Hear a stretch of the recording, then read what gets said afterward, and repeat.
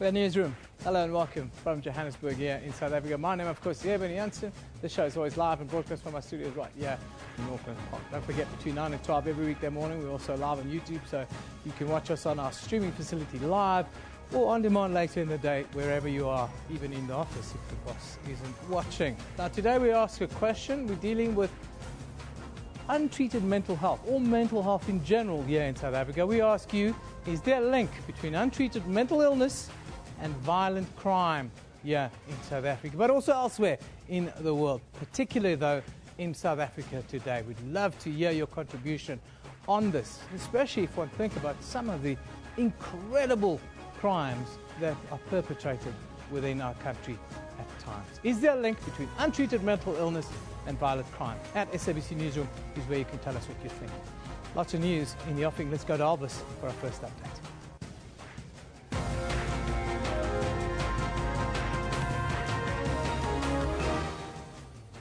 Political parties and economists express concern over reports that the Finance Minister, Pravin Gordhan, may be arrested.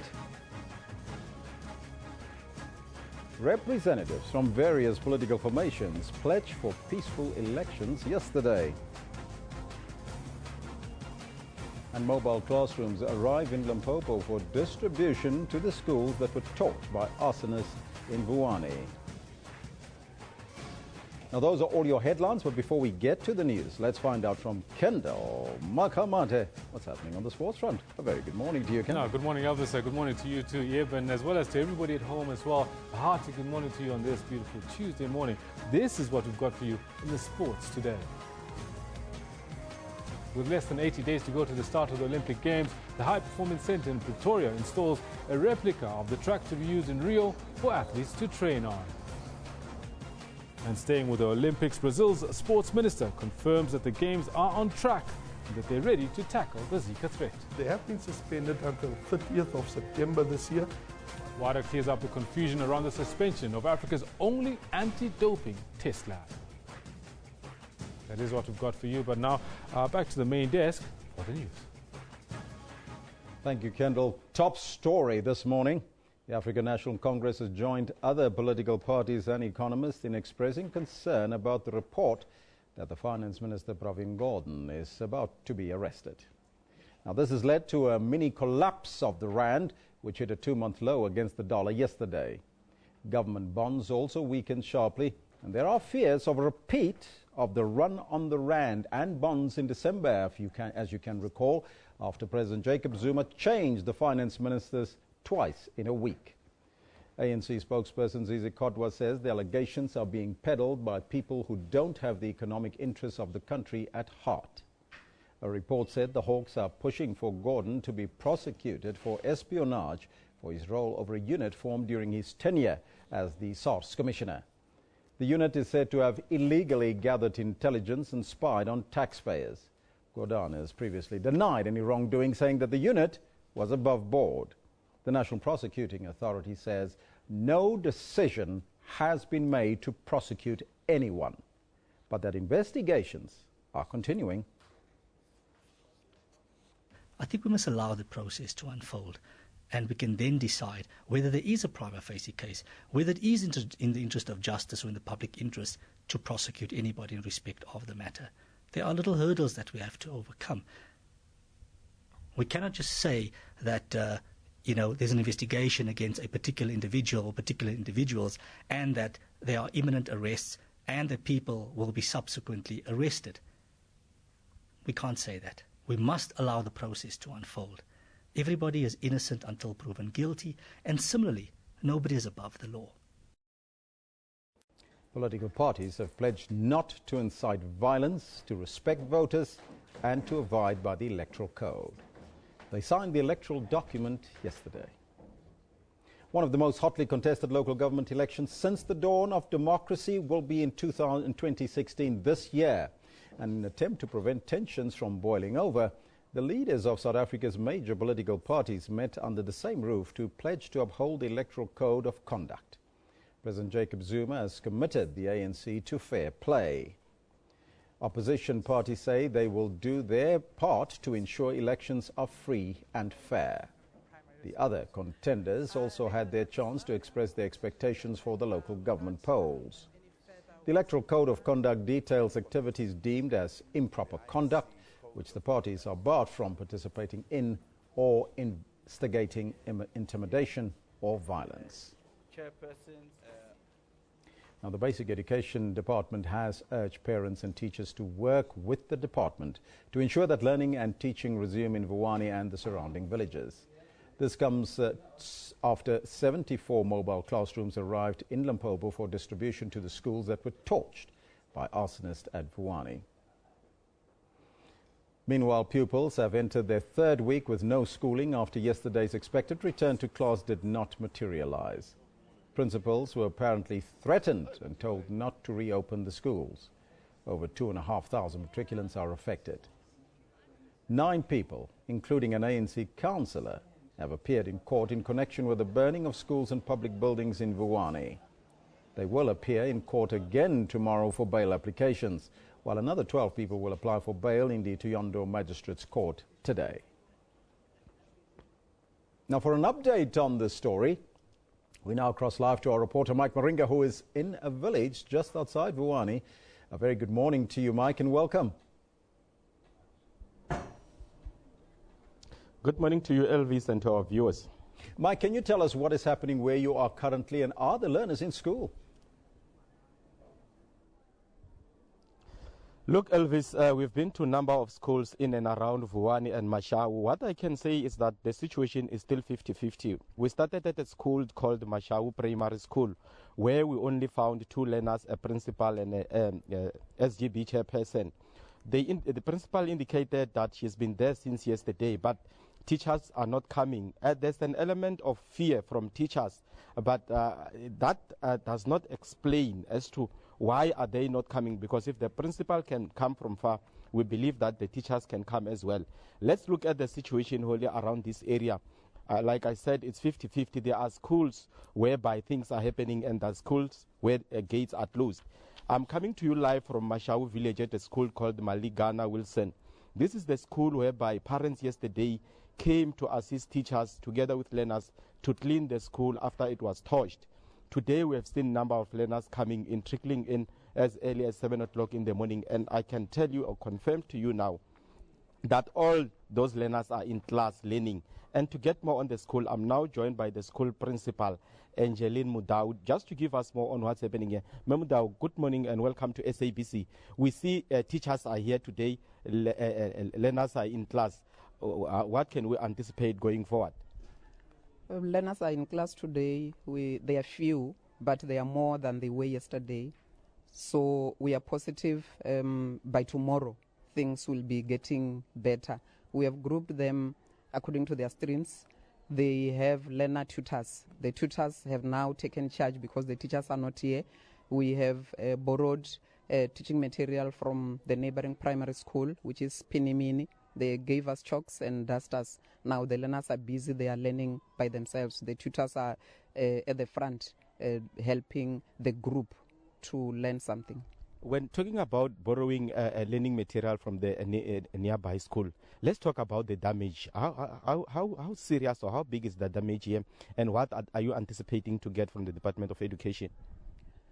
The damage is huge because everything at school is stored in the administration block. We have 2 administration blocks here. They are completely bent down. There's nothing left. So it means all the records, all the teaching material, like the chalks, the toners, the machines, photocopiers, they are all bent down. So we are hoping the primary school in the meantime, they will be helping us a bit, but we are a big school and they are small as a primary school. It means their machines cannot carry the load from the secondary school, but we'll just have to make do with whatever they can afford to give us. Lastly, Principal, let's talk of the enrollment. Let's talk about the number of kids that are here today, and looking forward Wednesday, Thursday, Friday, what can we anticipate? Learners that are here today are about 150. We have taken the roll call. We have half the enrollment grade 12. We have about a quarter in grade 11 and grade 10, and just a few grade 8 and 9. But we have in total about 150 from the enrollment of 697. But yesterday we only had about 50. And learners are still coming. It looks like they're afraid. They still want to see what will happen to those who went in the morning. So seeing that they are still at school, they are coming, even though they are just coming in 2s and 3s, but the enrollment keeps on increasing. That was the principal of Maligana Mudau Secondary School here at Mashau, indicating that the number is increasing. Yesterday it was 50. Today we're talking about half the enrollment of this school.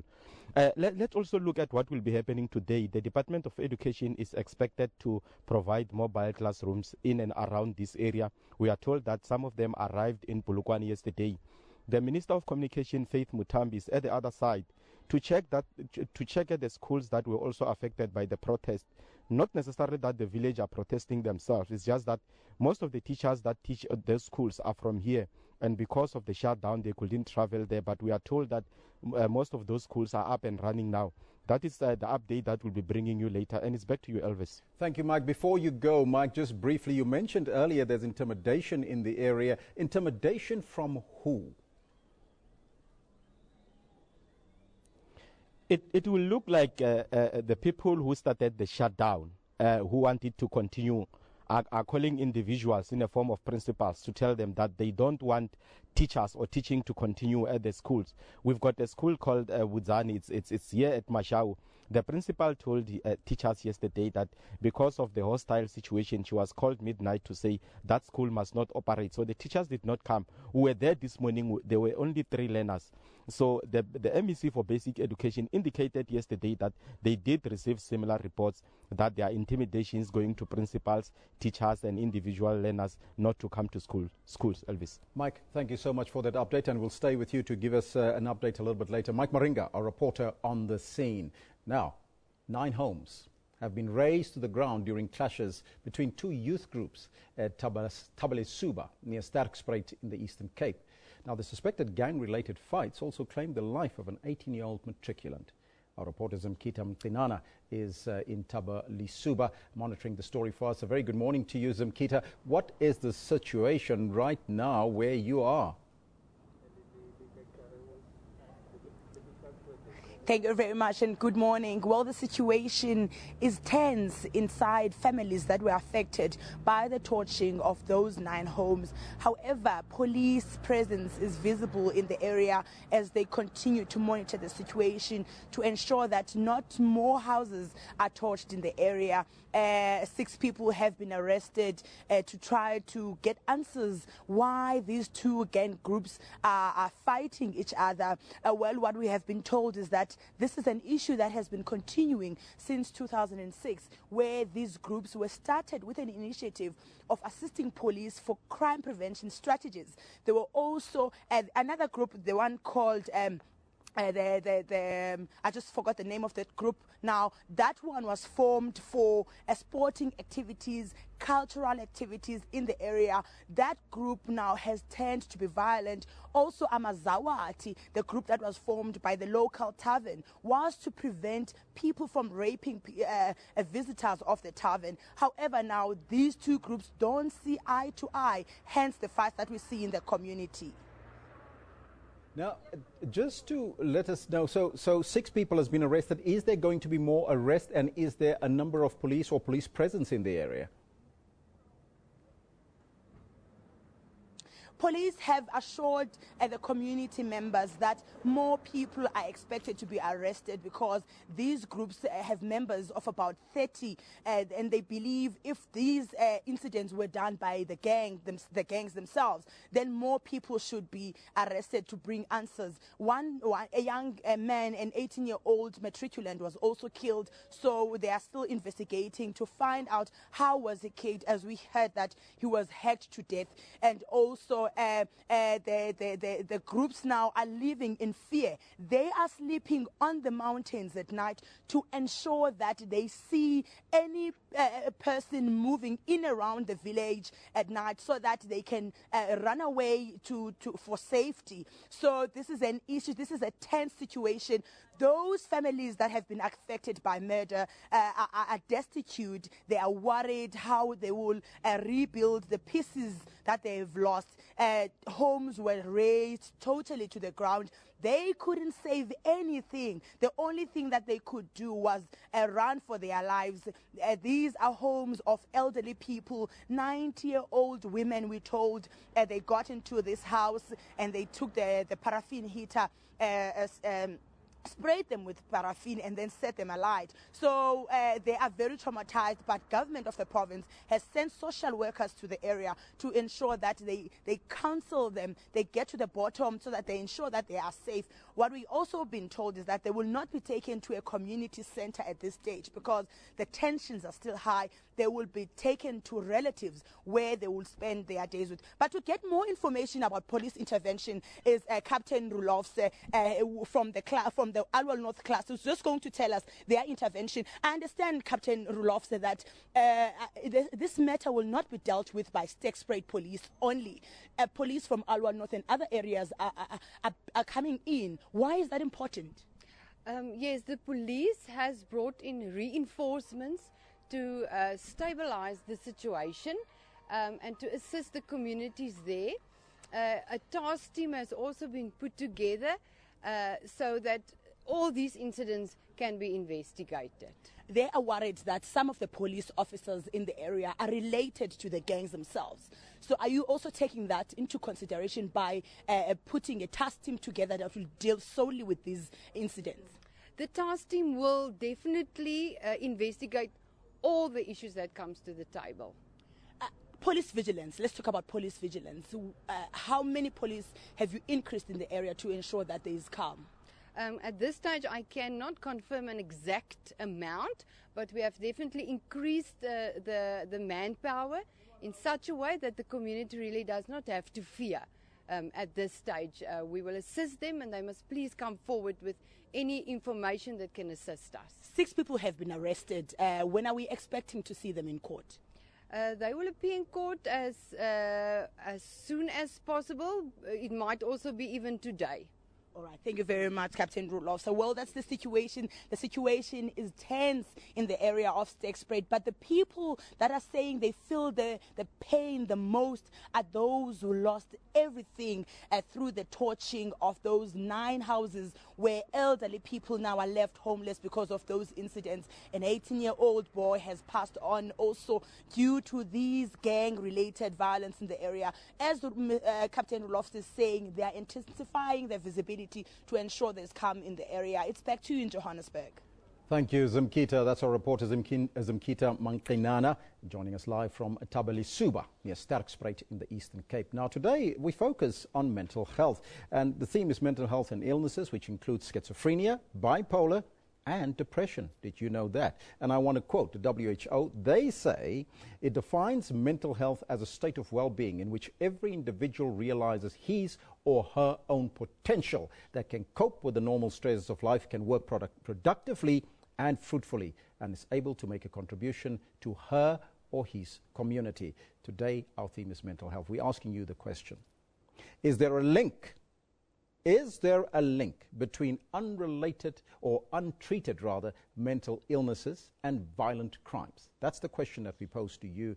You can let us know what's on your mind on the Twitter handle as well as on the Facebook page. But now, for more, it's over to Eben. Yeah, thank you very much, Silvis. A very good morning to you if you've just joined us. That's what we're looking at today. Now, the South African Depression and Anxiety Group estimates that 1/3 of adults in South Africa will be affected by mental illness at some stage in their lives. Globally, the World Health Organization says more than 350 million people suffer from depression alone, resulting in around 1 million deaths on average per year.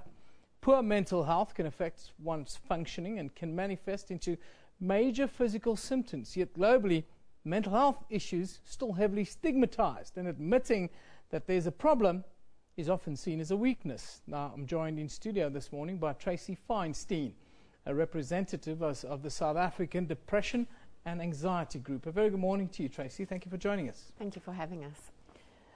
1/3 of adults in South Africa will be affected by mental illness at some stage in their lives. It's concerning on the base of it, these figures. How should we view this number? Well, I think the numbers are very real, and SADC in our organization as an NGO doing what we're doing, we actually do see that this is certainly relevant. 1 in 3 is going to suffer depression or are already suffering depression. And it affects your whole lifestyle. It affects significantly workplace productivity. Yeah. It affects relationships. It affects your ability to cope in the environment. And when we look at what we've just been watching before us talking, you know, the trauma that is going around the country with so many horrific events taking place. Yeah. These type of events, if they are not dealt with and people are not afforded counseling and the opportunity to be debriefed, for a lot of people it lands up causing long-term suffering and long-term depression.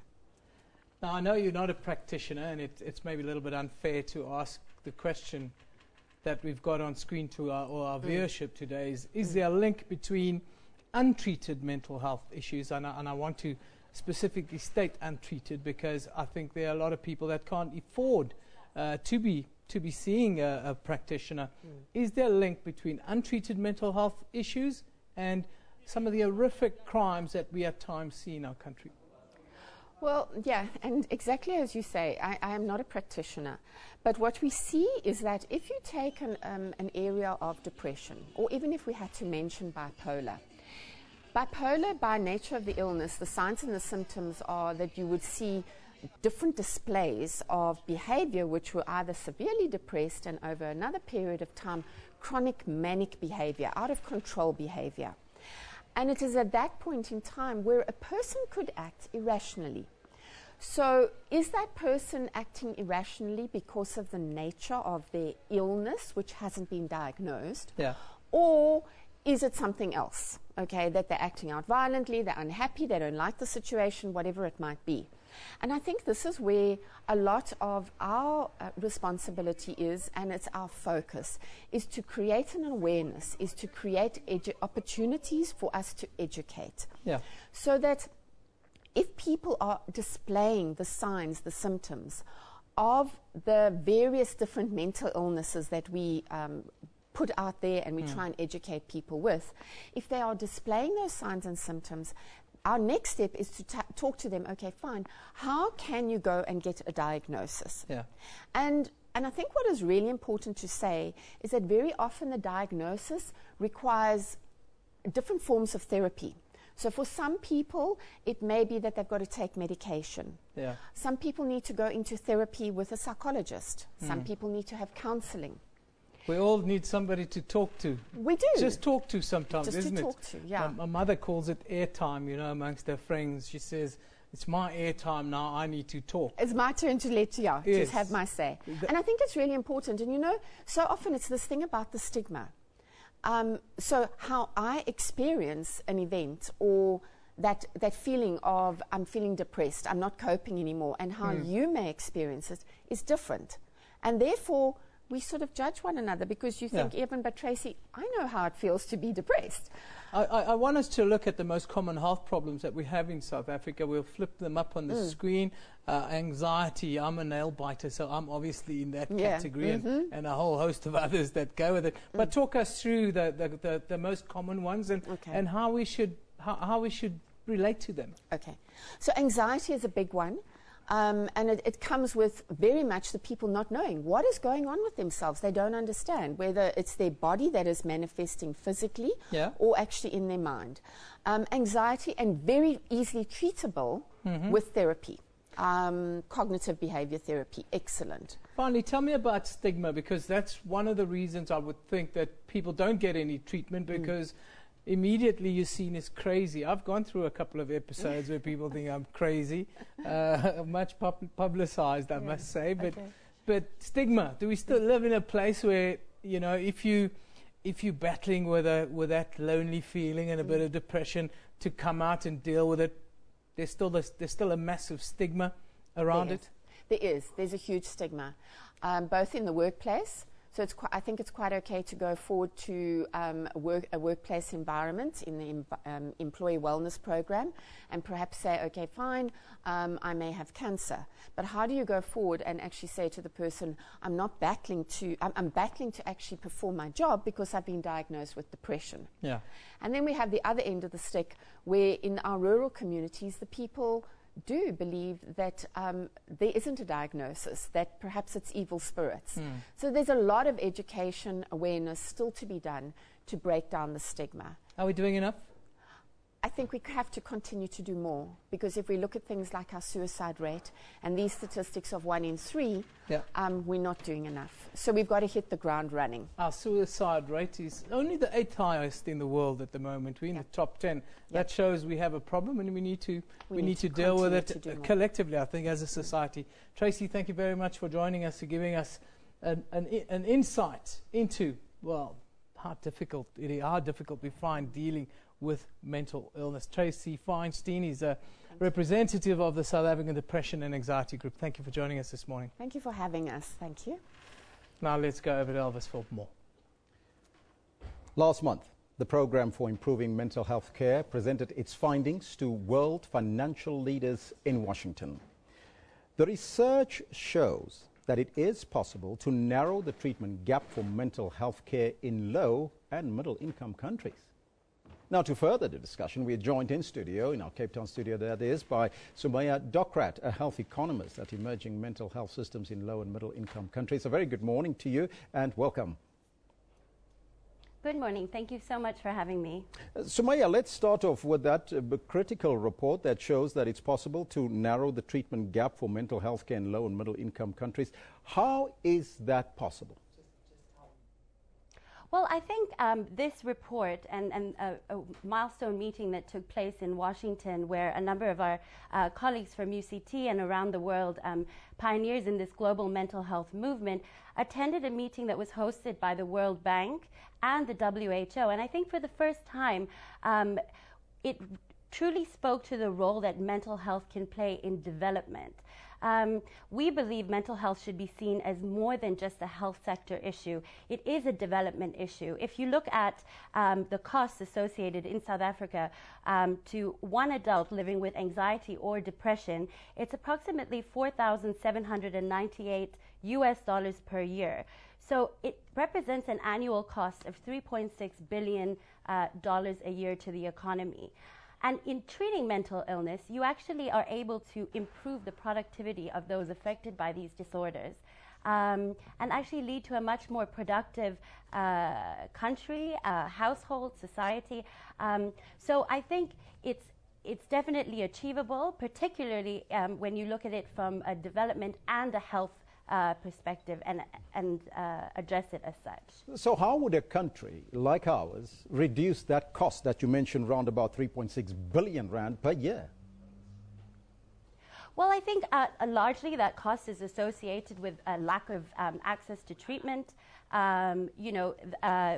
in providing services at lower levels of care, being able to train primary care providers to be able to deliver psychosocial therapies and prescribe basic depression and anxiety medication would have a huge impact in terms of the ability for all South Africans to actually access the services. I think another problem that we face in our country is, not necessarily just the cost of being at a facility and getting the treatment, but also costs around traveling to facilities. So we really need to work on the health systems aspects that are limiting our people from accessing the treatments they need. Mm-hmm. Now, from your experience, Sumaya, and your point of view, how would you describe the current provision of mental health services in South Africa? Is it adequate? I think, if you talk relatively speaking. So we inherited a lot of historical challenges. Our colonial health system was characterized by tertiary specialized care facilities where people with mental illness were institutionalized. And now we're trying to shift this model of care so that people are able to access it at lower levels when perhaps their symptoms aren't so severe. And that cost actually represents a much smaller amount to our health system, and it's a much more efficient use of resources. So I think that there's definitely a huge progress occurring in our country, particularly. In 2012, we had a range of mental health summits across all our provinces, and this led to our National Mental Health Framework, which was released in 2013. Our health minister has appointed a ministerial task team that meets very regularly and is really focused on ensuring that the implementation of this national mental health policy comes to fruition as it's designed. So I think from the one side, there's definitely a lot of political will that was really absent in years past. I would say 15 years ago, and perhaps rightly so, our health priorities were dominated by infectious diseases and such as HIV and TB. And I think more and more, not just in South Africa, because we work in a number of low and middle income countries, and we're seeing that slowly policymakers are beginning to realize the role mental health actually has in serving in treating other health conditions. In fact, if you look at those suffering from TB or HIV, their adherence to their medication is often greatly improved once they treat perhaps their anxiety that they're feeling on receiving that diagnosis, or the depression that they perhaps went through when they received the diagnosis. So I think, there is no health without mental health. By treating mental health, we're actually able to improve the outcomes for all health conditions. What are the impact of the inadequate attention being placed on mental health to countries as a whole, but also to households that are personally affected by this? So, there's certainly huge public health and social implications of inadequate access. So, we work in a range of countries in Asia and all over Africa. And we notice, there's been very evident and shocking human rights abuses that take place because of lack of awareness. A lot of those who suffer from very severe mental disorders are often kept, prisoned at home or in facilities that don't have adequate capacity to treat these patients. But I think if you look a little bit broader, a lot of the discussion with mental health has always focused, and even in this discussion around violent behavior, etc., has focused on severe mental disorder. And really what's been missing in this dialogue is talking about the impact of common mental disorders like depression and anxieties. And they actually have a huge impact to our GDP as a country, to our productivity rates as a whole.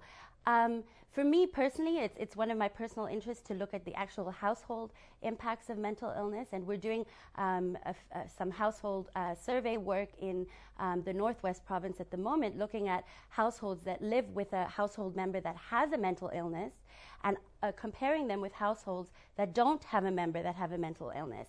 And what you start to see is households that have even one person with a common mental disorder will often have to relent on some of their basic needs as a family, such as education or something as simple as having 3 meals a day, in order to afford that one ill family member to be able to go to their facility, take a day off work, access their treatment, and come home. That's where people are accessing care. In the case where you're living with a household member that has a mental illness and there's no access to care, oftentimes it means that the breadwinner will have to stay at home and look at and provide care to this individual, and children are being pulled out of school so that they can care for, generate an income for the family.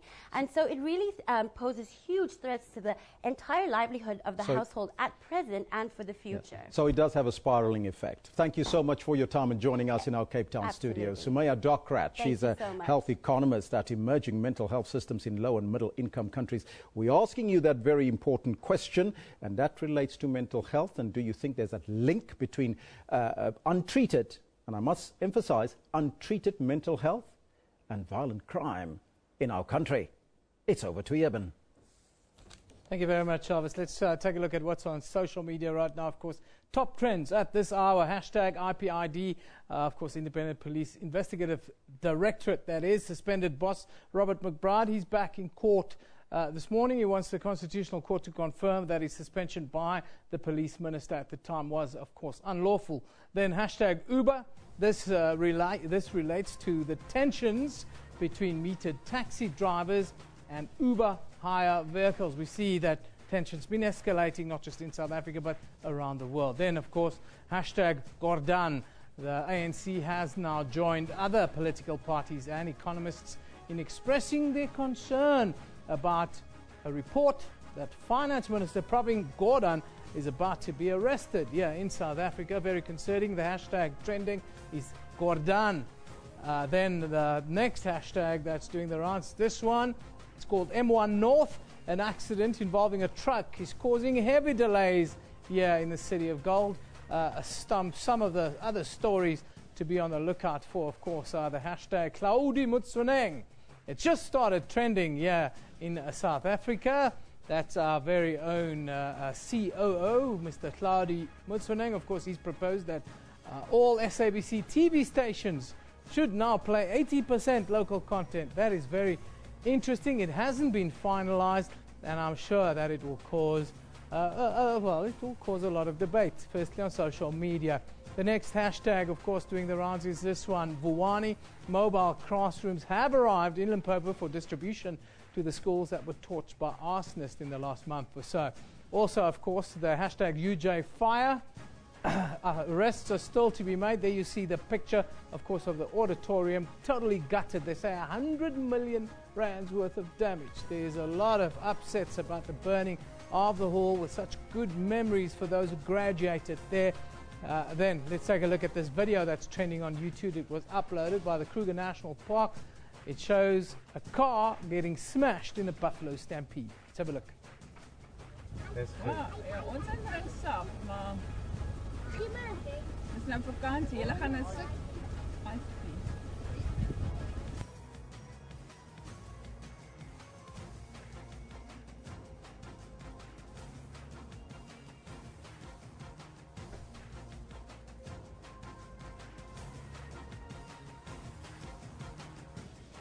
Not very, very clear. I must admit, I haven't seen that myself. I was going to watch it and have an opinion. I don't. Anyhow, let's move on. The pick of the day comes from Proud Tswana Woman. Oh, there we have the stampede now. Well, we were a little bit earlier. Well, the lesson is a simple one.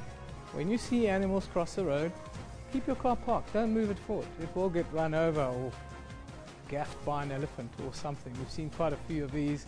Very interesting indeed. That's the first time I've seen it. Let's move on and take a look at our pick of the day now. It comes from Proud Tswana Woman at a handful K, and it shows the aftermath here of the UJ fire. And it says this hits very close to home. Too many memories lie in rubble and ashes here. My heart bleeds, she says. Now, our comment of the day relates directly to this. It's it's in from I Ain't Sorry at Mrs. Motsepe, and she says this: we have failed ourselves honestly. We burn down schools and then we cry about free education. Hashtag UJ Fire. Big no there at the end. That one coming in for I Ain't Sorry. Ms. Motsepe sent that in to us now. Moving on to the National Assembly, of course, this morning we'll hold a snap debate on the crisis at Vuwani in Limpopo. Residents have burned down, damage around 50 schools. They say 24 burned down, as well as houses, municipal trucks, protesting the incorporation of parts of Vuwani into a new municipality. Now, you can also send your comments at SABC Newsroom. Let's have a look. There we go. Zamani says teachers and students in Bhuwani go on holiday because they forgot to engage their thinking mode when burning schools. That's the word from Zamani. Then lateism.even is it Zukile says strange that mobile classrooms can be found so quickly by the DBA for burn schools, not for EC and KZN studying under the trees. Says Tabile. Clarence talked about Limpopo government spokesperson Pudi Silova says no one has a right to hold others hostage, particularly children in their protests. Yes, that's a very sobering view from Clarence there. And there you have a picture of a boy in Limpopo standing outside a school. Build a better life, says the board there. The way we build a better life is to educate our young people, educate our children. Now, let's take a look at the front pages from around the globe. We'll start in Europe. The Times reports that students who suffer poor teaching at university will have their fees reduced in an attempt to improve standards. Then in Iran, the Tehran Times says Iranian MPs wrote a letter to Hezbollah Secretary General Sayyid Hassan Nasrallah yesterday, reaffirming the Islamic Republic's support for the Lebanese resistance group. Finally, in New York, the Wall Street Journal reports that President Barack Obama yesterday awarded 13 law enforcement officers the Medal of Valor, the nation's highest honor for officers who put themselves in harm's way. Quick look now at what's happening around the country. We'll start in Pretoria, where the inquest into the death of 17-year-old schoolgirl Annika Smith, of course, is expected to resume. Smith was found dead in her Pretoria North home in April of 2010. She was raped and her hands were cut off. The court is still investigating the possibility that she was involved with Satanism. Then in Limpopo, more suspects here linked to the torching, of course, of the Wani schools. They're expected to appear in court. Then as we go down south to Port Elizabeth, murder accused Port Elizabeth businessman Christopher Panayiotou makes a fourth attempt to get bail.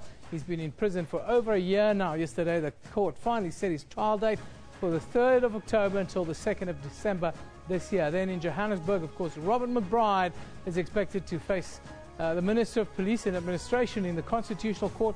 McBride wants the Court to confirm that his suspension by the Police Minister was unlawful. Also here in Johannesburg, Radovan Kretcher and 4 others are expected to appear in court for the murder of Sam Issa. That's what we have on the diary today. Let's take a break. We'll be back shortly.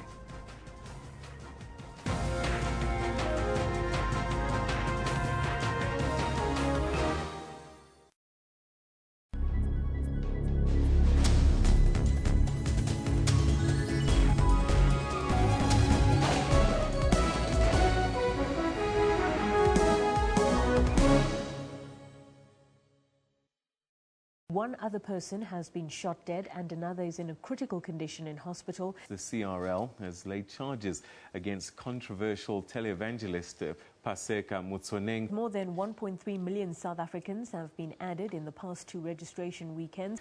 The International Monetary Fund warns that policy uncertainty could dampen economic growth in South Africa. And all eyes are on the new Bok coach, Alistair Coetzee, his challenge to keep everyone in the country happy.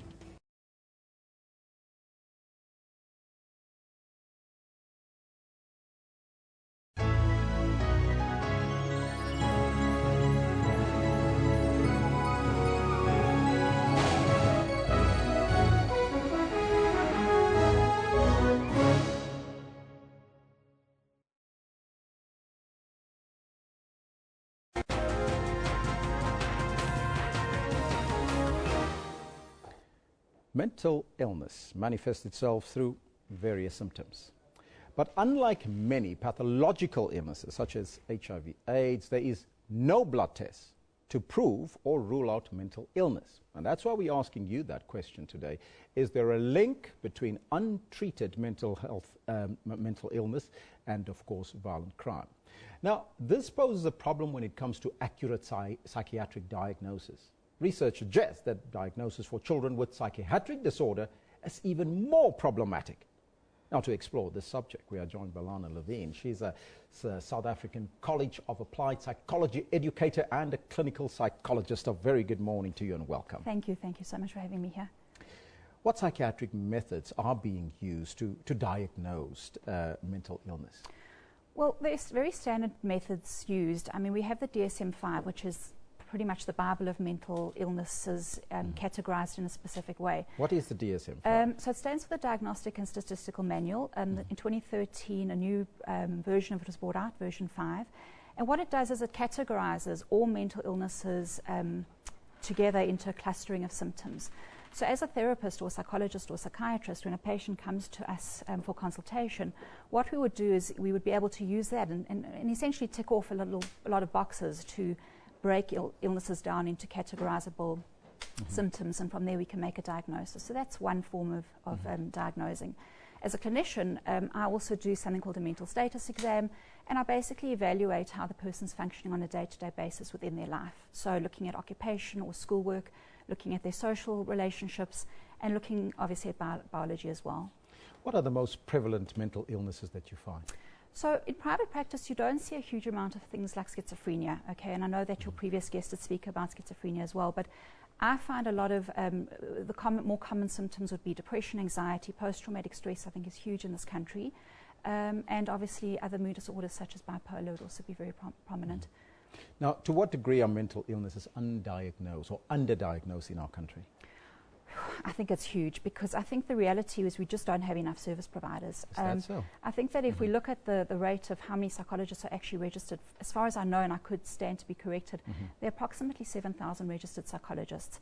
So if we look at the number of people in our population and we try and apportion how many people are available to actually offer mental health services, there are just not enough people. So I think there's a huge underdiagnosing within South African society. There's various numbers in relation to people with mental illness. I heard 1 in 3 people in South Africa could be affected by mental illness. Is that true and correct, and is that a worrying factor? It's a huge factor. I mean, I think that if you say 1 in 3 as in diagnosed, then you're looking at their family as well, and you're looking at workplace. So it's 1 in 3 might be diagnosed, but then you're looking at a huge ripple effect in terms of the consequences of that diagnosis for family members, for children, for partners, as well as for workplaces. And I think that depression is one of the primary reasons why people take off work. So you're looking at the GDP being affected very much as well through mental health. Now, I mentioned it in my introduction, but how big a problem is it to detect mental challenges in children? Children are a very specific population. I think the difficulty is that the symptoms often present in children very differently to what you would have in an adult. So, for example, depression in a child could present as a lot of restlessness, which then you could also say, well, maybe that's anxiety. So it is a little bit more challenging to work with children, and I think that the diagnosis can be more tricky. There isn't a DSM specifically for children per se. There are childhood illnesses, such as ADHD, where you define those illnesses according to a certain age construct. Before the age of 6, a child has to be diagnosed. But looking at depression and anxiety, it's a little bit harder to diagnose. A lot has been said about the violence in our country, and the question that we pose to our viewers, if there is perhaps that link between untreated mental health or illnesses and violent crime. Is there a link there that we are not aware of? I think that's a very difficult question. I think it's a problematic question, in my opinion, because I believe that sometimes we provide stigma creating perspectives, and linking mental health challenges with violent crime, I think, can be dangerous. I think that a lot of time people assume people with schizophrenia, for example, are violent and dangerous. The truth is they're not. They're just sick, and they need a lot of help, and they need a lot of structure. Obviously, people who are frightened can become dangerous, but I think that the link is not quite black and white, and I think creating that link can be quite dangerous in terms of perpetuating stigma. Is there a difference between schizophrenia and bipolar? Oh, absolutely. I mean, they're completely different conditions. And a lot of the time people get confused between schizophrenia, for example, and dissociative identity disorder, which is a very rare condition. Schizophrenia is essentially the breaking of the mind. The person is out of touch with reality. And those people tend to land up in long-term hospital care, and they're not very compliant with medication because they don't realize how ill they are. Is there perhaps stigma also attached to mental illness? Oh, absolutely. I mean, that's without a doubt. And I think that a lot of the time people apply stigmas when they are afraid of things. We're afraid of things that we don't understand. We're afraid of things we can't put into a nice, neat box.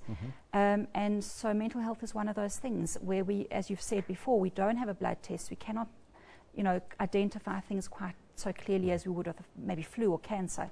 And because of that, people are afraid of it. But the reality is, I think a lot of people are suffering with very normal issues of daily life, which can become things like depression. Now, just briefly, on Thursday we believe that SACAP will be hosting a festival of learning. Yes. Tell us more about this festival, and is that important to educate our people in South Africa about mental Absolutely. illness? So SACAP is a really amazing institution. What we do is we offer a huge amount of educational opportunities for a variety of people. And what the Festival of Learning is about is it's offering the public as well as other educators information, different courses, different structures, different lectures. There's a night program and there's a day program. Night program is a little bit more consolidated into short talks, and the day program on Friday is going to be a lot more intense and in-depth. Is this free to the public? Absolutely, yeah. You could get tickets online. If you go onto SACAP's website, you can get tickets through them.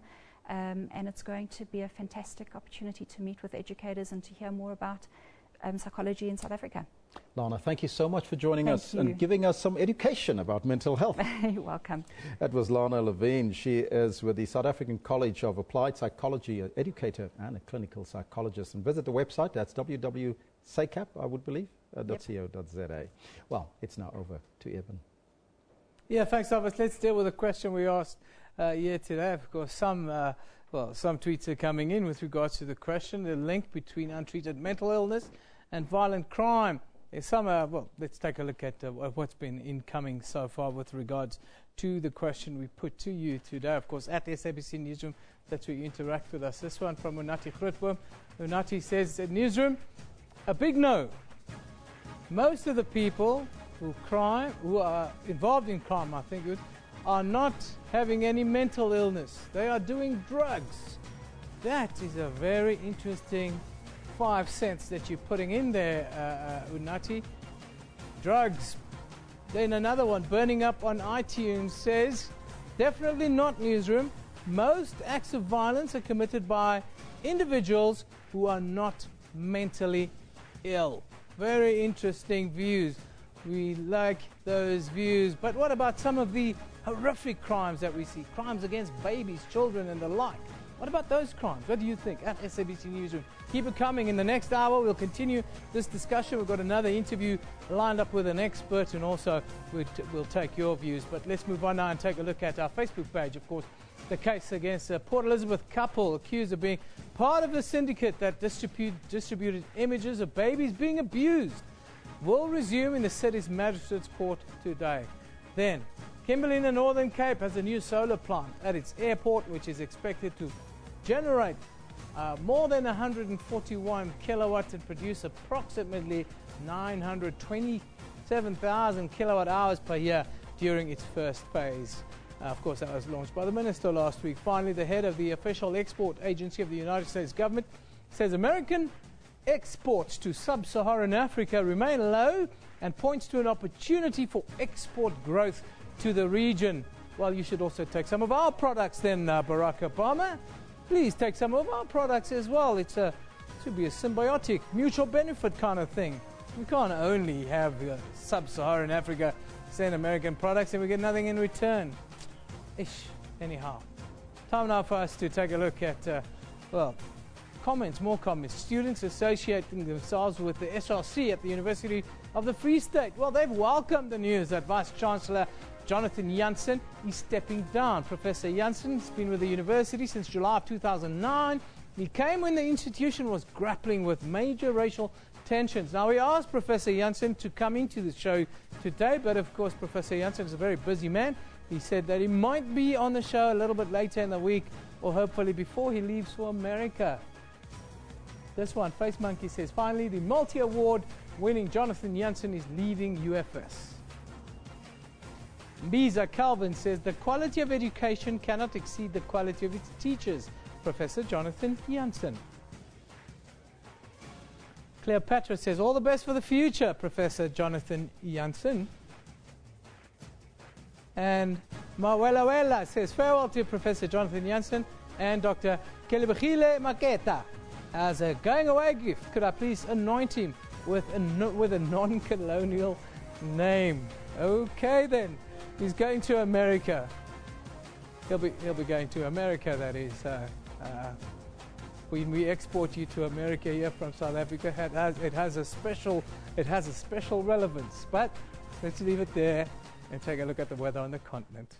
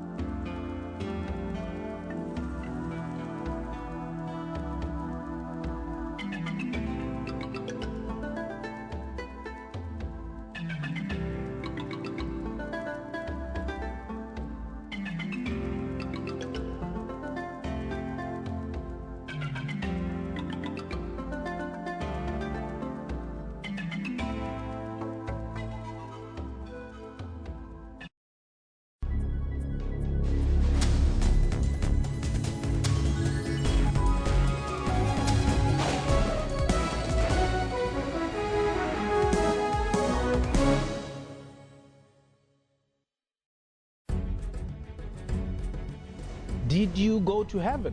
Kelvin is the one who created all this. What are you fighting over? Us? If there is 10 million in my account, it will be in the front page the next day. Do you have 10 million? Oh, Jesus, hold my hand. Hallelujah. It's happening right here on Question Time today. Monday to Thursday at 5:30 p.m. on the SABC News Channel.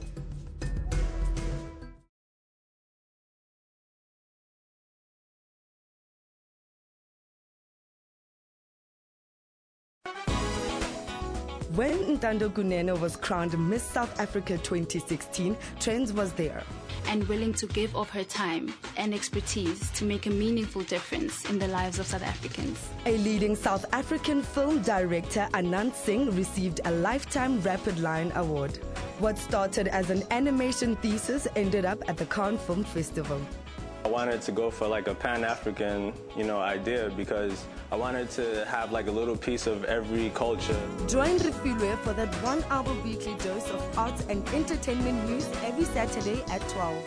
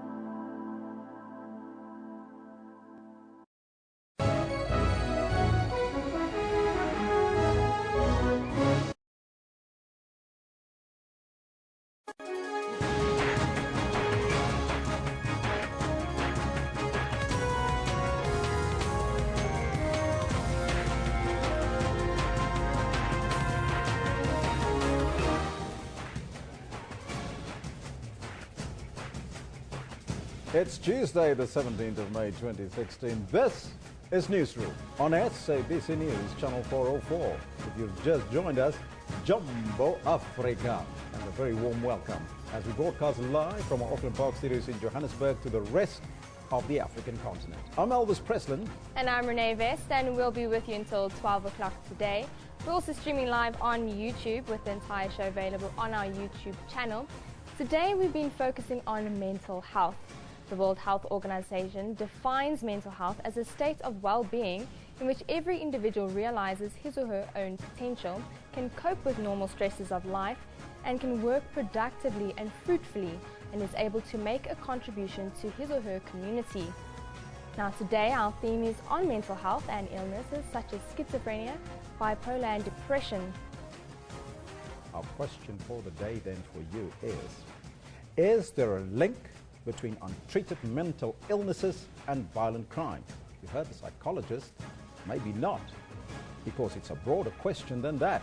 Send us your comments on Twitter at the handle SABC Newsroom, at SABC Newsroom, and like us on the Facebook page. If you like us there, you become part and parcel of the informed on the Newsroom.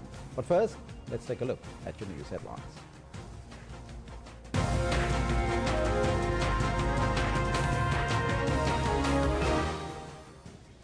Political parties and economists expressed concern over reports that the Finance Minister Pravin Gordhan may be arrested.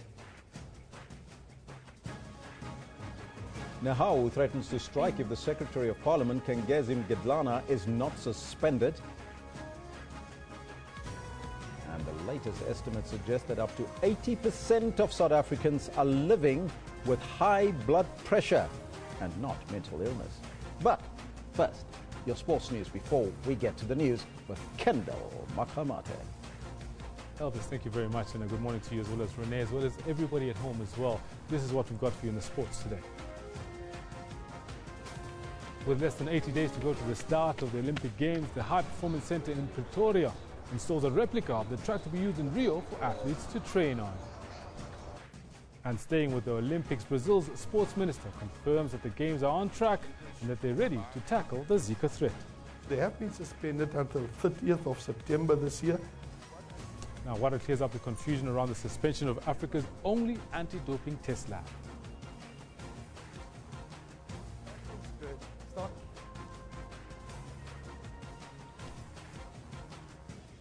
And of course, today I also get joined by Thando Mkholi as we review the performances of some of our top teams in Super Rugby 2016 so far. But for now, back to the main desk for the news. Thank you very much, Kendall. The head of the National Prosecuting Authority, the NPA, Sean Abrahams, says while there is no decision yet to prosecute Finance Minister Pravin Gordhan, no one is above the law. Reports emerged over the weekend that Gordhan faces immediate arrest for his role in setting up the so-called SARS rogue unit. Gordhan has previously denied any wrongdoing, saying the unit was above the board. The KPMG report on SARS's so-called rogue unit ignited the Hawks investigation. It's alleged that the unit, among others, conducted illegal surveillances of high-profile politicians, including President Jacob Zuma. And now, the Hawks want the role players to be prosecuted. What we said from the beginning was that at that time he was the commissioner of the South African Revenue Services. There were questions that were sent to him and he has responded. So any other thing, unfortunately, we cannot divulge because we do not do investigations through the media. The NPA confirmed that it had studied the docket but referred it back to the Hawks for further investigation. The National Prosecuting Authority regards this as an extremely important matter. And the media has highlighted how important this matter is to the nation. Of course, we'd like this matter to be resolved as speedily as possible to bring finality to it. Unfortunately, there's not a definitive timeline, but we'd like to dispose of this matter and finalize it as soon as practically possible. The NPA insists this is no witch hunt. I think we must allow the process to unfold, and we can then decide whether there is a prima facie case, whether it is in the interest of justice or in the public interest to prosecute anybody in respect of the matter. There are little hurdles that we have to overcome. We cannot just say that there's an investigation against a particular individual or particular individuals and that there are imminent arrests and that people will be subsequently arrested. We can't say that. We must allow the process to unfold. Everybody is innocent until proven guilty, and similarly, nobody is above the law. While Gordhan is yet to comment on the recent developments, political parties have weighed in. They come at a time when some of the rating agencies have come to our country. We think that this is nothing else but a work of information peddlers, which have no interest of South Africa economically. And I think it's unfortunate at times that they create an impression that there is some political plot against anybody. What was particularly concerning is that the authorities were reportedly waiting for the political go-ahead. That suggests that the investigation and the rumors are politically motivated. I was informed last week that the Guptas came back for their liquidation case, and then they told the liquidators not to worry about liquidation because Pravin is going to be arrested, and once Pravin is arrested, then he's going to be removed, because the argument is going to be that we cannot have a minister who is facing serious charges as a Minister of Finance. However, the Guptas have denied these allegations. Aldrin Simpier, SABC News, Johannesburg. Nahawu says Parliament's failure to respond to their request to suspend Secretary to Parliament Gengezi Mgidlana could result in a strike by a trade union. Parliament has until today to respond to Nahawu's request to suspend Mgidlana, pending an investigation into allegations of financial irregularities. Parliament earlier stated that Nahawu was waging a political campaign to destabilize the House. Nahawu's parliamentary chairperson says if Mgidlana is not put on leave, they will approach the public prosecutor. The Basic Education Department has urged parents and teachers to work with the department to ensure that learning and teaching resumes in Vuwani and surrounding villages. This after 74 mobile classrooms arrived in Limpopo for distribution to the schools that were torched by arsonists at Vuwani. Meanwhile, pupils have entered their third week with no schooling after yesterday's expected return to class did not materialize. Principals were apparently threatened and told to not reopen the schools. Over 2,500 matriculants are affected. 9 people, including an ANC councillor, have appeared in court in connection with the burning of the schools and public buildings in Vuwani. They will appear in court again tomorrow for bail applications, while another 12 people will apply for bail in the Thoyando Magistrates Court today. Political parties have pledged not to incite violence, to respect voters and to abide by the electoral code. They signed the electoral document yesterday. One of the most hotly contested local government elections since the dawn of democracy. And in an attempt to prevent tensions from boiling over, the leaders of South Africa's major political parties met under the same roof to pledge to uphold the electoral code of conduct. One may ask, why then, if the signing of the code of conduct is so vital, is it not on the election timetable? Well, unlike other milestones, this is about the rules of law and the pronouncement of the rules of the game. Like any contestation, can you imagine a World Cup final without the FIFA rules? President Jacob Zuma has committed the ANC to fair play. We pledge the ANC's support and commitment to the IEC Code of Conduct and undertake to abide by all the dictates of the Code of Conduct. The ANC also reaffirms its commitment to political tolerance, peaceful coexistence with other parties, as well as free political activity throughout our country. Opposition parties say they too will do their part to ensure elections are free and fair. So I sign it, and yet I urge South Africans that we must take an earnest view at what will be a closely contested election, a robust one, and I invite the international community to make sure that we monitor these elections and ensure that they are free and fair. The EFF beckons and pleads with the IEC to exercise its very own good ethic and practice, impartiality, integrity, transparency and accountability in executing the Electoral Code of Conduct. The IFP believes that free and fair elections are the foundation of democracy. As much as we secure the right to vote, we must respect the right to have our vote respected without manipulation. The other contenders also had a chance to express their expectations for the local government polls. And as people who believe that there is power in the tongue, we will use our tongues to build and not to destroy. It is with pride that on behalf of the Congress of the People, I join sister political parties in making a pledge on this occasion to a participation in the election that will make South Africa a better country. As the African Independent Congress, we will educate our candidates, and we will also ensure that our members and our supporters commit to the Code of Conduct. On behalf of the APC, the Party of Revolution, I rise to reaffirm and state our long-standing commitment to ethical campaigning and to free and fair elections. We, Agang SA, would like to pledge on behalf of our members and supporters that we will observe and uphold the Code of Conduct unconditionally.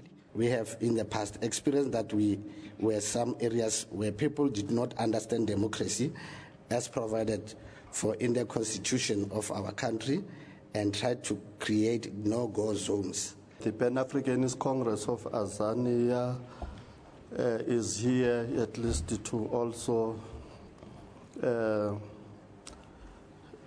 make sure that these elections they are free and fair.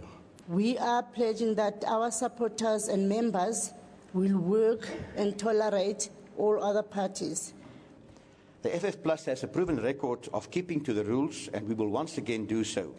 The Electoral Code of Conduct details activities deemed as improper conduct, which parties are banned from participating in or instigating, including intimidation or violence. Dumala Mutlaudi, SABC News, Johannesburg. Well, that's your news for now. We will be back at the top of the hour with more news. It's now over to Eben to continue the theme of the day on mental health. Yeah, thank you very much, Rena. Very good morning. If you've just joined us, of course, we asked a question a little bit earlier. This one on the screen. Is there a link between untreated mental illness and violent crime? That's what we asked, put forward to you. There have been a couple of comments coming. Let's have a look at some of those comments before we get into, the next interview. This one from Peter Adonis. He says, Newsroom, mental illness is a complex issue. Sometimes people aren't diagnosed correctly, more especially if being on drugs. Now, drugs have been something that's a kind of central theme in this scenario. Lechasa says, all I can say is that those do crime under the influence of drugs, big no. The mentally disturbed can't do crime. Yes, but mental illness does not always mean retardation. Unati says, big no. Most of the people who do crime don't have mental illness, they're doing drugs. Very interesting views. And this one says, definitely not. Most acts of violence are committed by individuals who are not mentally ill. Now, we have to define what it means to be mentally ill. I could be defined as mentally ill. Some people who suffer from depression, bipolar disorder, the like. 1 in 3 South Africans in their lifetimes will be diagnosed with mental illness. Now, well-being is generally seen as the wellness of the physical body, but psychological and emotional well-being are equally as important. Psychiatrists describe mental health as the absence of a mental illness. The WHO defines mental health as a state of well-being in which every individual realizes his or her own potential, can cope with the normal stresses of life, can work productively and fruitfully, and is able to make a contribution to his or her community. Due to the stigma, though, that surrounds mental illness, such as schizophrenia, bipolar, and depression, many people tend not to seek psychological interventions. Today, our theme is on mental health, and we explore some of the stigmas associated with the age-old illnesses. We are joined by Charlene Sunkel, who is the Program Manager for Advocacy and Development at the South African Federation for Mental Health. Very good morning to you, Charlene. Thank you for joining us. Morning. Thank you for having me. What's the difference between a mental illness and a mental disorder? Well, it's one and the same thing. People use different terminologies. We also often use the term psychosocial disability because of the social impact of mental illness, which is, of course, I think we all know that stigma's got a huge impact on that. Before we get to stigma, I want to talk directly to our question, because this has had a lot of traction on social media. People are very interested to know, because we live in South Africa, after all, crime is one of the issues that we're facing. We ask the viewers the question, is there a link between mental illness, or untreated mental illness, one would rather say, and violent crime? What is your view at the South African Federation of Mental Health? First of all, it's a very dangerous statement to make because it perpetuates stigma. There's a lot of misperceptions around conditions, especially like schizophrenia, of being dangerous and violent, which is not always true. I think there's more violence and aggression among the normal, so-called normal population than actually the mentally ill population. People with schizophrenia, for example, are said to would rather harm themselves than they would other people. Now, these illnesses that we're talking about, schizophrenia, bipolar disorder, depression, anxiety, we saw, are these curable? No, unfortunately, at this point in time, the majority of them not curable, but manageable on medication. Treatment compliance is, of course, very important because the medication needs to remain at a certain level in your system. And one cannot always just, medication won't help. It's a holistic intervention. Yeah.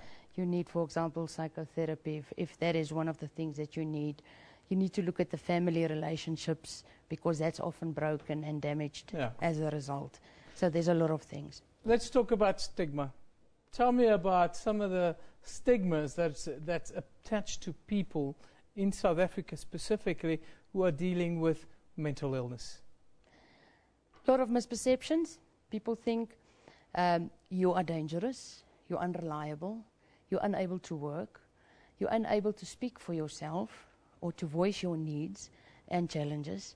And of course that, there's sometimes, especially in the African cultures, where it's believed to be demon possession or ancestral curse, for example. Yeah, or even in some scenarios you seem to have special powers and you should become a Sangoma, is what I found in some of the research that we've been doing. That's correct, yeah. Treatment processes for these kinds of illnesses that we've just spoken about, what are they? I think, first of all, it's very important to know and to acknowledge, once you present with symptoms of a mental illness, you need to seek help as soon as possible. Then you have a better outcome at the end of the day. There's, of course, your public sector and the private sector. You can go in the public sector, for example, your first point of entry would be your local community clinic. You can make appointment to see the psychiatrist who then assess you. Normally they would first rule out any possible physical conditions that may mimic symptoms of mental illness. They would look at family history of mental illness because that can play a risk factor. And then, of course, look at the symptoms, what combination of symptoms, and then look at the categories of mental illnesses. Now, the numbers are a little bit scary. If one look at it, 1 in 3, it says South Africans will deal with mental illness in their lifetimes. How do you view that, or how do you think we should view that as a nation?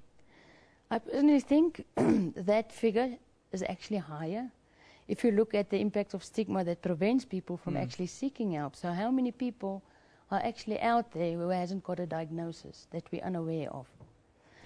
Now you said that we shouldn't make the link with violent crime. How then does this play out, this high levels of untreated mental illness? How does it play out in our society? How does it play out in our day-to-day lives? I think we need to understand with mental illnesses, especially if we're now talking about the violent crimes and untreated mental illness. Like I said before, a person would rather harm themselves before they harm anyone else. We need to understand for someone, for example, with psychosis, who kind of believe that, you know, everything around them are a threat, of course they're going to react. So we also need to learn how to deal with patients who experience these symptoms. Now, we see a lot of traction on social media from our viewers around the influence of drugs and these sorts of things. You talk about psychosis. How does high levels of drug use, for instance, tap into what we're talking about? Yeah, I think substance use disorders, there is definitely a link between crime. And I think we don't really realize in South Africa what crisis it is with substance abuse. Some people you find who's already got a mental illness sometimes may self-medicate by using substances. And then again, there's a risk factor of people using substances that can cause a mental illness. If you're working with somebody that could be suffering from mental illness, or that you see somebody who's, for instance, in my experience, somebody who's very happy the one day and in despair the next day, someone who's arguing with everyone the one day and the next day they're the most lovely person in the building. How should you come to terms with that in the workplace? What's your responsibility, do you think?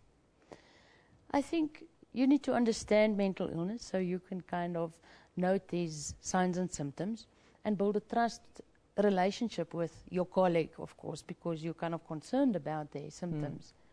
And once you build that trust relationship, you can always tell the person, you know, I think your medication maybe need to have a looked at again, revised. Maybe the medication's not working, maybe you need more psychotherapy. Just to kind of support that person and help them make a decision to kind of seek help. Talking about seeking help, you've mentioned the factors, their cultural influences, their family influences, their stigmatization and so forth. What's your message to people out there watching this right now who know that they should be seeking treatment? I think don't be afraid, first of all. Don't be ashamed. It doesn't mean you have a weakness. It actually takes a lot of courage to take that first step and getting help. But the quicker you get help, the better you're going to be able to return to your previous level of functioning and get your life back. If you leave a mental disorder, it's just going to spiral out of control.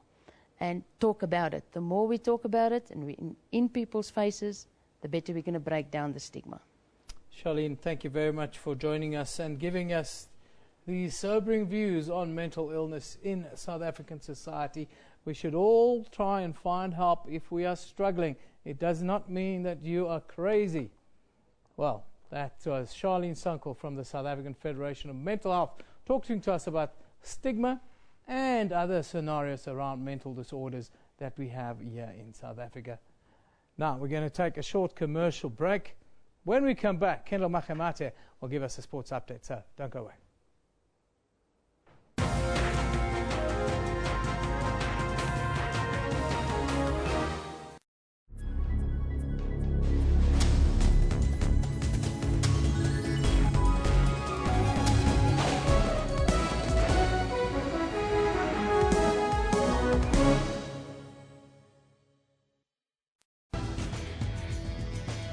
A lot more Africans are getting smartphones. You've got 150 million people using mobile devices in this country. This means internet connectivity is increasing. That results in access to information. Some are using social media to share new African narratives through campaigns. Your friend says, oh, I'm seeing this thing on Facebook. Where is it happening? Now, Yege Stadium, everybody goes there. On Network, we tell you how Africans are staying connected. We also have new gadgets, games and social media news. That's Network with Ms. Pumelele Zondi every Sunday at 19:30 Central African Time.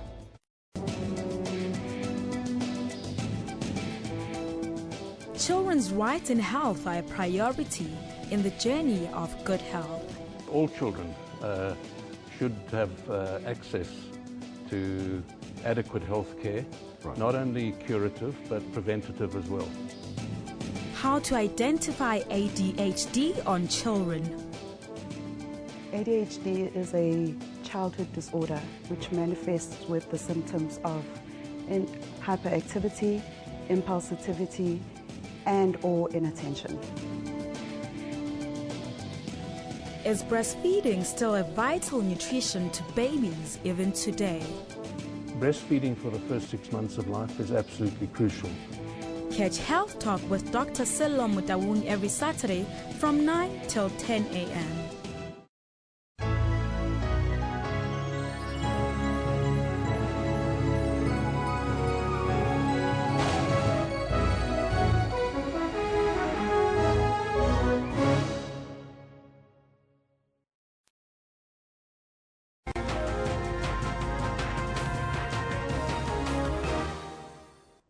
Good morning, welcome back. My name is Kendall Makhamat and I've got your sports on Newsroom, time being just after 10:25. Top story for today, 18-year-old Dutch racing driver Max Verstappen says his Spanish Grand Prix victory in Barcelona on Sunday was incredible. Verstappen made headlines globally after becoming the youngest winner in Formula One history.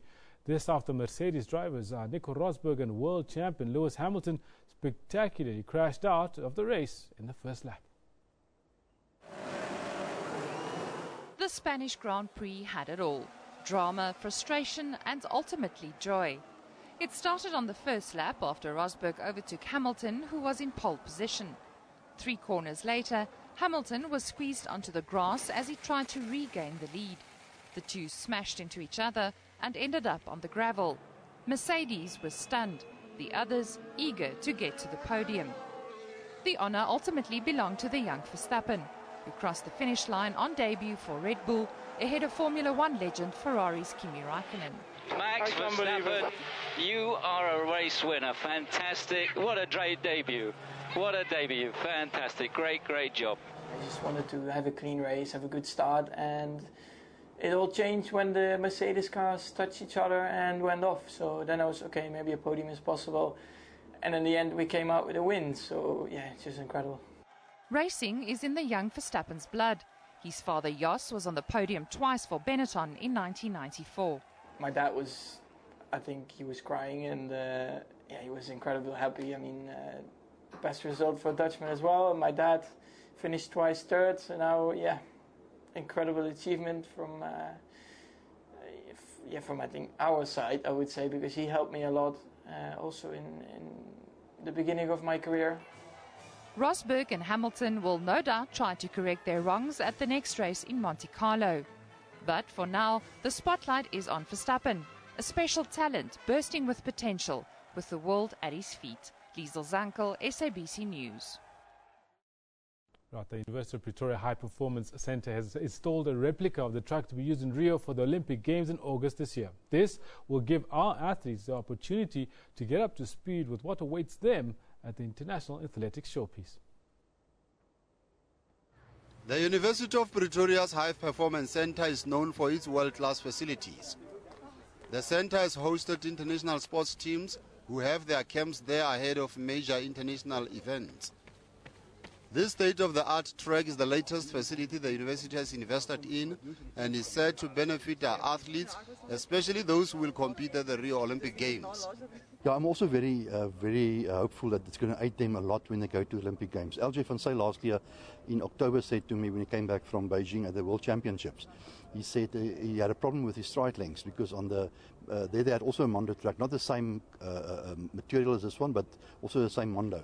And he said it was a problem because his stride lengths were completely different. Although the track was only completed last Friday, there has been positive feedback from athletes who've seen and had the feel of it. The athletes that have seen the track and have had a few run-throughs on the track like the way it feels. The track has also been manufactured in such a way, it's a dual-purpose track, so they can actually train on it as well as have competitions on that. Top athletes are expected to descend onto this facility on the 11th of June for the first meeting it will host to officially open it. Pesing Katlo, SABC News, Pretoria. Now, construction came to standstill at the Nelson Mandela Children's Hospital when the Orlando Pirates Football Club visited the facility to pledge their support. The former president's dream to build a specialized hospital for children is almost realized, with construction to be completed by the end of the year. It has been 8 years in the planning and 2 years of construction. The hospital will be purely for the specialized needs of the children. Pirates are already advertising this facility on match days. It's just for us to basically give our endorsement to this project and hopefully, from that, many other people looking to add their monetary fund towards the Nelson Mandela Children's Fund. The hospital will be the first of its kind for Gauteng. It will cater for children from Southern Africa on referral basis only. The hospital will make provision for complicated heart and kidney procedures, amongst others. The operating machines will be disguised as giraffes just to ease the nerves of the sick little ones. Blood samples will be processed immediately to avoid long delays. We are in various discussions with them in terms of their contribution. They will be partnering us as a soccer team in the social media space and to create awareness to their supporters and to other clubs that you can make a meaningful contribution. Pirates have challenged other ABSA Premiership teams to also pledge their support for the 1 billion rand hospital. 800 million rand has already been raised. Thembashiba, SABC News, Johannesburg. Now, Super Rugby 2016 has ebbed and flowed with some superb rugby, but also some worryingly mediocre performances by the South African teams. Joining me to talk about the state of our Super Rugby teams right now is SABC Rugby analyst and Sports Live Bulletin editor, Thando Mqoli. Thando, thank you so much for coming through to Newsroom. Morning, Kendall. First up, let's talk a little bit about the state of our Super Rugby teams, a little bit of a review, if you will. The Bulls had a fairly torrid game against the Waratahs of the weekend. We had some worrying performances by the Sharks. The Lions were absolutely fantastic, but on the whole, it's been not the best of rugby seasons for South African teams. No, it hasn't been the best of Super Rugby seasons. For example, the very same Lions that you're going on about how brilliant they were, not so long ago, they got 50 at home from the Hurricanes. You look at the Bulls side, the Bulls have not had the worst of year. If you consider that they're rebuilding, it's a completely new team. They don't have a playmaker in the sense that they lost Andrew Pollard before the season even started.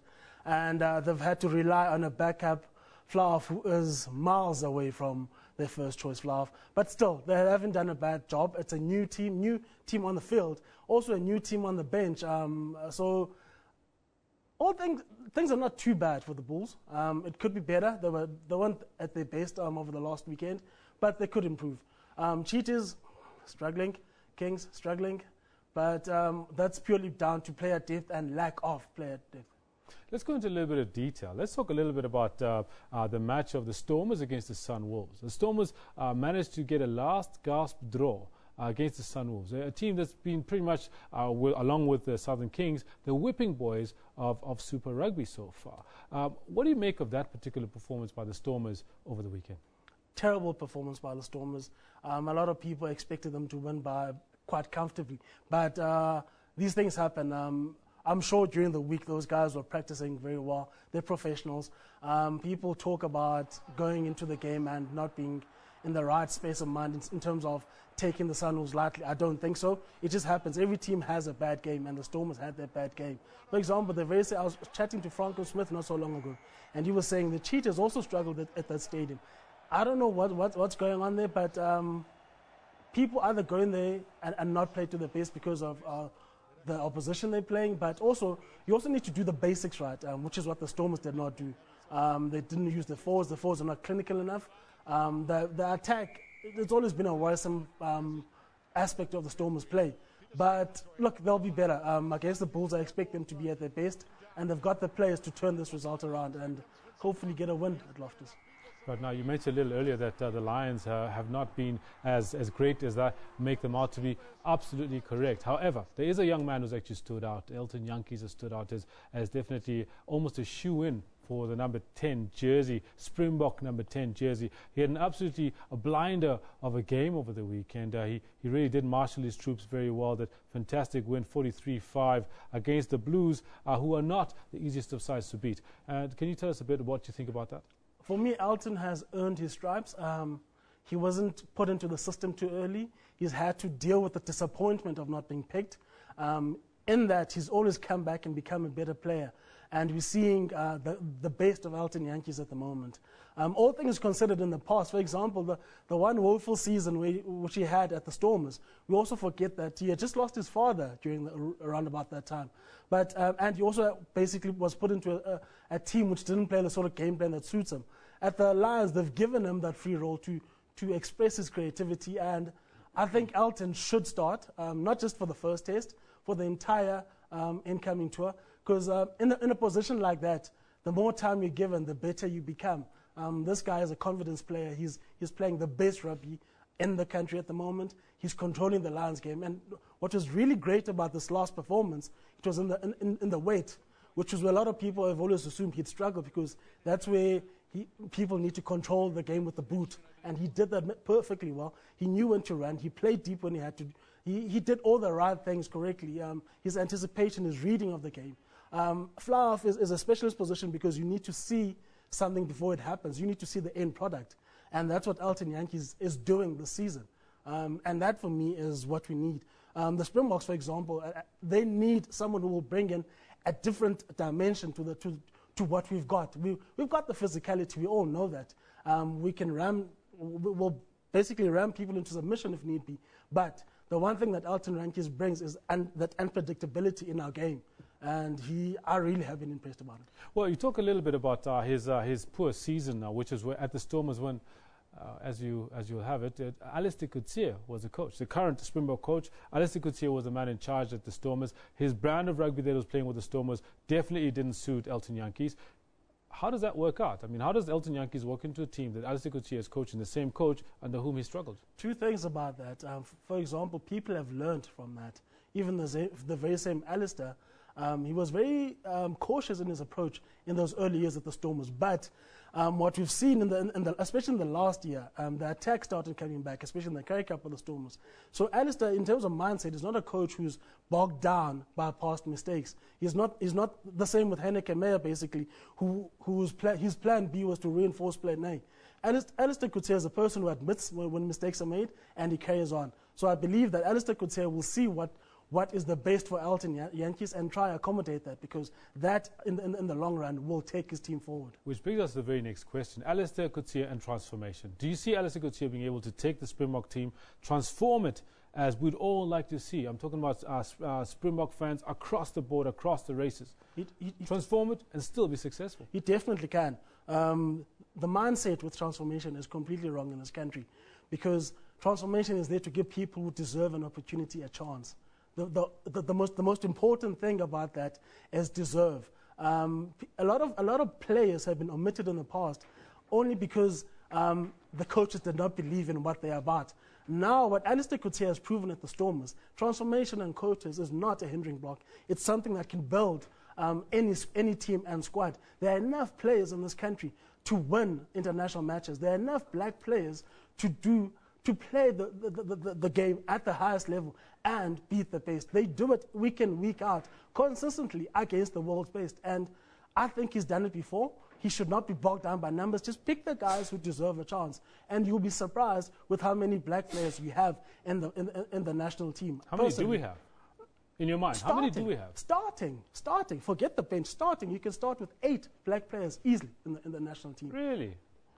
We can go, if you got the time, we can actually go through the team. Which we don't. And that's unfortunate. Which is unfortunate. But I mean, if you could give us a couple like the top 5 for you that would stick out for you in a rugby team that are walk-ins. Top 5, obviously Beast or Trevor Nyagane, Sia Kolisi, Elton Yankees. The 2 centres, Damien Delinda, Jean de Jong, Lale Mapua, fullback Cheslin Colby, JP Peterson, Lwazim Vovo. I don't know what number is that, but there's plenty. Yeah, you've got almost half a Springbok team right there. No, Thando, thank you so much. I think there's a lot more to be spoken about, especially once we get to that international break when we start talking about Springboks against Ireland. No problem. Thando Mkholi, right there, they're our very own rugby analyst as well as bulletin editor for Sports Live. Now, we're going to be going through to the National Assembly, who are holding a snap debate on the Vuwani protests. We're crossing there now, live. Voorzitter, dit is nie 'n kutsoplossing. Dis 'n langtermynoplossing. En die Vryheidsfront Plus sê jy moet die volgende doen. Desentraliseer mag. Skep meer munisipaliteite. maar stel bevoegde amptenare aan om die werk behoorlik te kan doen en sorg dat korrupsie nie plaasvind nie. Want as u daardie beleid begin toepas, dan sal u sien, 'n gemeenskap wil graag vir homself sorg. En as daar bevoegde mense is wat die werk kan doen, sal daar nie korrupsie wees nie, sal daar dienslewering wees en sal dit nie nodig wees dat mense moet afbrand om u aandag te kry nie. Ek kan dan laastens dan sê, ek is bly om te sien die premier van Gauteng sê, as jy afgebrand het, kry jy nie weer nie. Ek dank u. Dankie. We now invite the Minister of State Security, Honorable Mahlobo.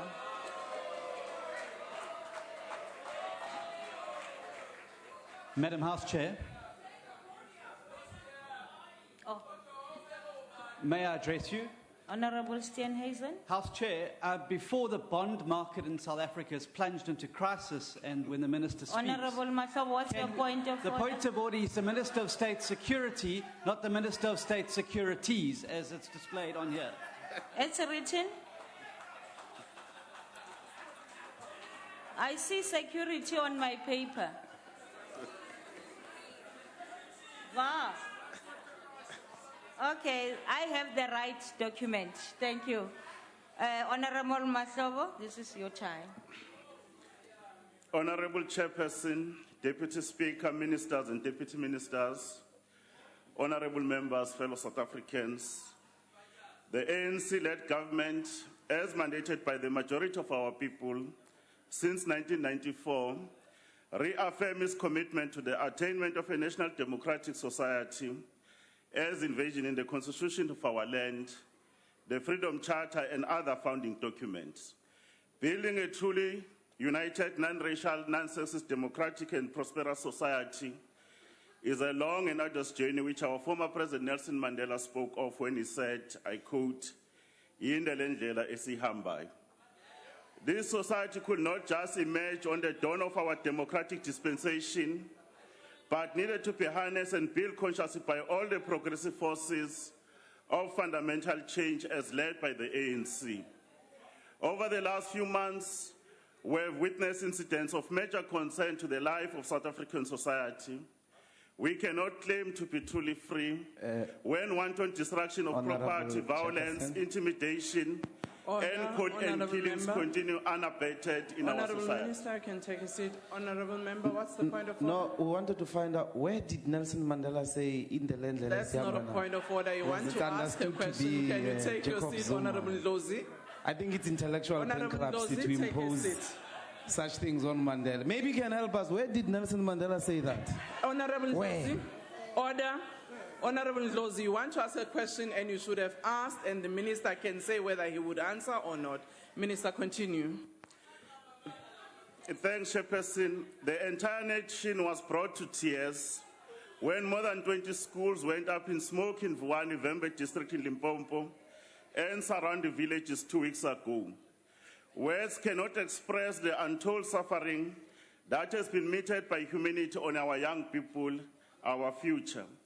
These prophets of doom, backwardness, and counter-revolutionists have no place in our democratic society. The untold suffering was aptly captured by a Congress of South African Students representative, Miso Michuman Nchwembe, who, speaking during a prayer service over the weekend, had this to say, I quote, "Parents, please stop burning our schools. We are burning our future." Close quote. In less than a month, we'll be celebrating 40 years since the historic June 16, 1976 Soweto uprising. Our icon, the leader of our movement, President O.R. Tambo, eloquently articulated the value of young people when he said, I quote, "A country, a movement, a people that does not value its youth does not deserve its future," I close quote. What kind of a nation and people we have become when we use the future of our next generation to advance a genuine cause at their expense? Shame on you, cowards, who have no revolutionary cause and consciousness. The tears of Vembe district learners cannot be in vain. At the height of the student uprising, President Tambo had to issue a stern warning, a clarion call, and warn against us the destruction of public schools. The phenomenon of burning schools, libraries and universities, buildings, in the name of voicing grievances cannot be tolerated. It is an attack against the future of our children and must be condemned by all peace-loving South Africans. There are these elements, some of them here in the House, who are hell-bent to cause anarchy and lawlessness. Indeed, the country and her people needs to deepen its value to the youth and harness its potential. The youth in our country, like young people everywhere, are searching for genuine ideals which they can live by and for revolutionary ways to win them. Honorable Chairperson, on the 29th April 2016 in Limpopo High Court, dismissed an application by the traditional leaders of the affected communities to set aside the Municipal Demarcation Board decision on the establishment of the new municipality in the Vembe district. On the 1st of May 2016, the pro-Mercado task team and traditional leaders addressed their communities of one sport grounds and resolved to disband the task team. What followed thereafter was a violent unrest that exploded in the areas of Mashau, Masikona, Doli, Masia, Pungeni, Fairpom areas. And as a result of these actions, 20 schools were damaged, 11 totally burnt, 15 partially burnt and damaged. There was a blocking of major routes with trees, trunks, rocks, stones, and pipes. This also included isolated incidents wherein a truck dropped a sand in the middle of the road to block access. A SAPS trailer was burnt. The water supply situation in the Nandoni was also affected, including the others. During the President's budget vote here, His Excellency President Zuma announced a team that had to be dispatched to support the Limpopo provincial government in dealing with the situation. In our own assessment, the violence and destruction of property seen in Vuan and surrounding areas is driven by few individuals in a leadership position whose economic and political interests are threatened by the process of demarcation. There are also individuals who want to use the demon of tribalism and ethnicity to fuel conflict amongst the community, which has been living together side by side for centuries. It has been observed that the use of ethnicity, racism, and religion is one of the most dangerous things to kill society and start an endless war. Therefore, we should refuse to be part of those who want to wake up the demon of tribalism, which we buried in 1912 when we formed the organization of our people, the ANC. Verwoerd and other architects of apartheid racist South Africans, we can't allow their ghosts to be awakened because they belong to the dungeon of darkness, not in our beautiful land. We must thank His Majesty the King of Bavenda Nation, Tony Mpepu, for his unwavering support and the commitment to restore order. Together with the leadership of Limpopo, we have worked and we have spoken in one voice. We have walked around the street, have brought the situation under normalcy. The response by the security forces must be commended. After the difficult condition and the vast terrain that they experience, there are those in the opposition, as is their responsibility, to come and oppose. They don't even care. They have not been in the ground. They don't understand how those people live and what they do. Therefore, we want to thank our security forces, the people that have been in a position to bring to book.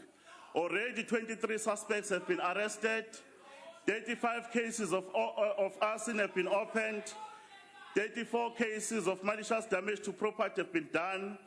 We are encouraged by the process that was started to try to open the schools yesterday. This is going to be a gradual process given the element of intimidation and fear in certain communities. Our deployment in terms of security personnel will remain in place for long as it is necessary.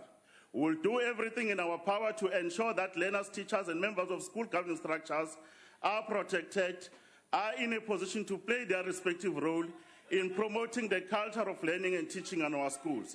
As South Africans, we should refuse to be part of this barbaric thinking of some of the elements within our body politics and society by undermining other people's rights. Those of us who claim to believe in democracy and in our constitution, you better have an opportunity to look at the rights enshrined on Section 16 of the Constitution, where people have the freedom of expression. However, this freedom cannot be used to propagate for war, incite for imminent violence, advocacy of hatred based on race, ethnicity, gender, or religion.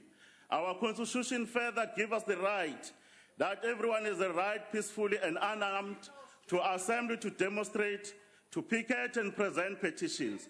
Many South Africans continue to enjoy these rights, but there are those within our various sectors like education, public transport, labor, civil society, and political organization that continue to undermine these rights by engaging in wanton destruction of property, incitement of violence, intimidation, and the loss of life.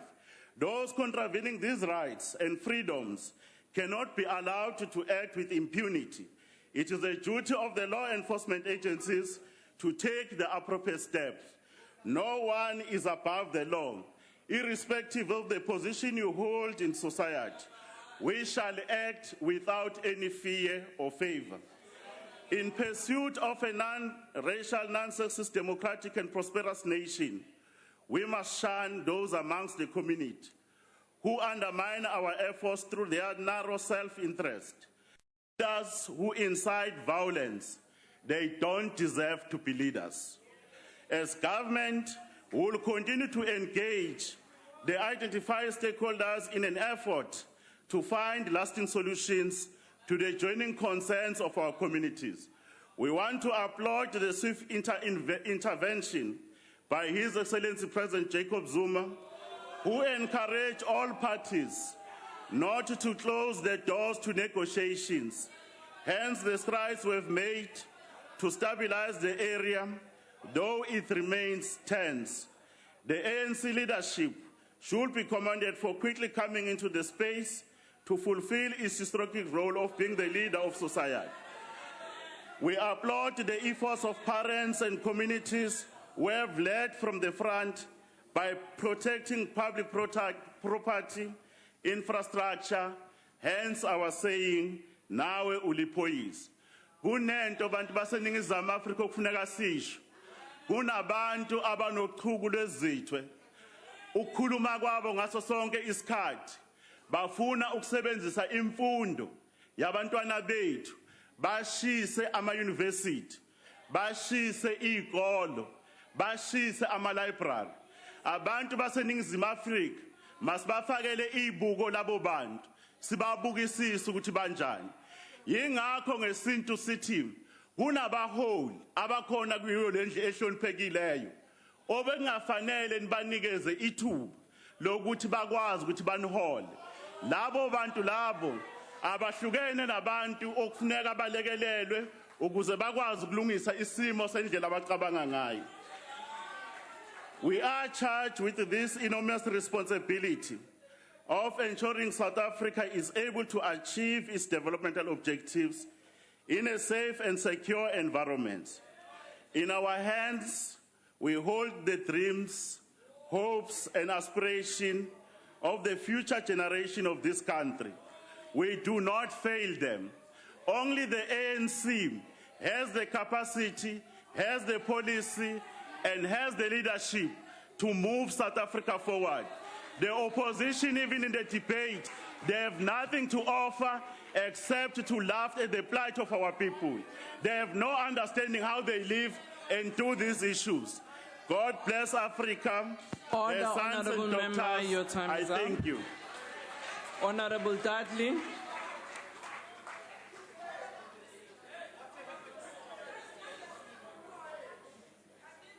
Order. Honourable Dudley, you may proceed. Thank you, Chair. While efforts are underway to resolve the crisis and restore some of the damage, political agendas behind the unrest are the biggest stumbling blocks and complicate the situation. This is the reality in South Africa today, as blatant, unapologetic and hugely destructive political agendas drive unrest throughout the country with the aim of creating chaos, destabilizing the country and making it ungovernable. These agendas are an attack on our citizens and the country, and those behind them or complicit in them must be dealt with urgently and decisively. Unfortunately, this kind of anarchy feeds a hungry media which has shown no sign of doing anything other than rewarding those involved with the coverage of attention that they seek, the coverage and the attention they seek. Having said that, the ACDP recognizes the very real concern of Vuwani residents who want the village to remain under the Mikado municipality. The ACDP acknowledges the right of the community to express their concerns and to protest, as they did when community members took to the streets after the High Court dismissed their application to reverse the Municipal Demarcation Board's decision to include them in a new municipality. What is unacceptable, however, is the escalation of the protest to the burning down of schools, blockading roads and stoning of cars travelling on the main road leading to the villages. The Department of Basic Education has said that the education of 100,000 learners has been affected as a consequence of the violent municipal demarcation protests. Schools have been shut down and over 20 schools burned and destroyed since the protests erupted a week ago. For peace and stability to return, the ACDP believes that firstly the demarcation issue must be resolved, and stakeholder meetings will go a long way to moving forward in this regard. It is our understanding that the Demarcations Board has in fact conceded to demands, and if so, we hope this will impact positively on the situation. Sadly, it is going to take some time before there can be complete restoration, as the losses incurred have been great and will require significant resources. Confidence in the wake of intimidation will also take time to be restored, and this is seen in the slow learner turnout at schools. Mobile classrooms are urgently being delivered and should have been on site from yesterday already. Last but not least, 4 suspects are due to appear in court in relation to the arson attacks that took down over the 20 schools. Crime and violence have no place in our society, but it thrives largely because it can. More must be done to ensure culprits are speedily apprehended, convicted, and sentenced meaningfully. Without this basic minimum response, there is no reason for people who have mischief on their mind to think twice and decide against it. People must also be protected when those with political agendas determine to use them for their own ends. Of course, these people are usually gifted speakers. They know how to use the genuine grievances in communities to their own ends. They have no concern for the damage done and the harm done to individuals, families, and communities in their wake. The ACDP calls on government to deal urgently and decisively with these matters. Thank you. Thank you, Honourable Mbele.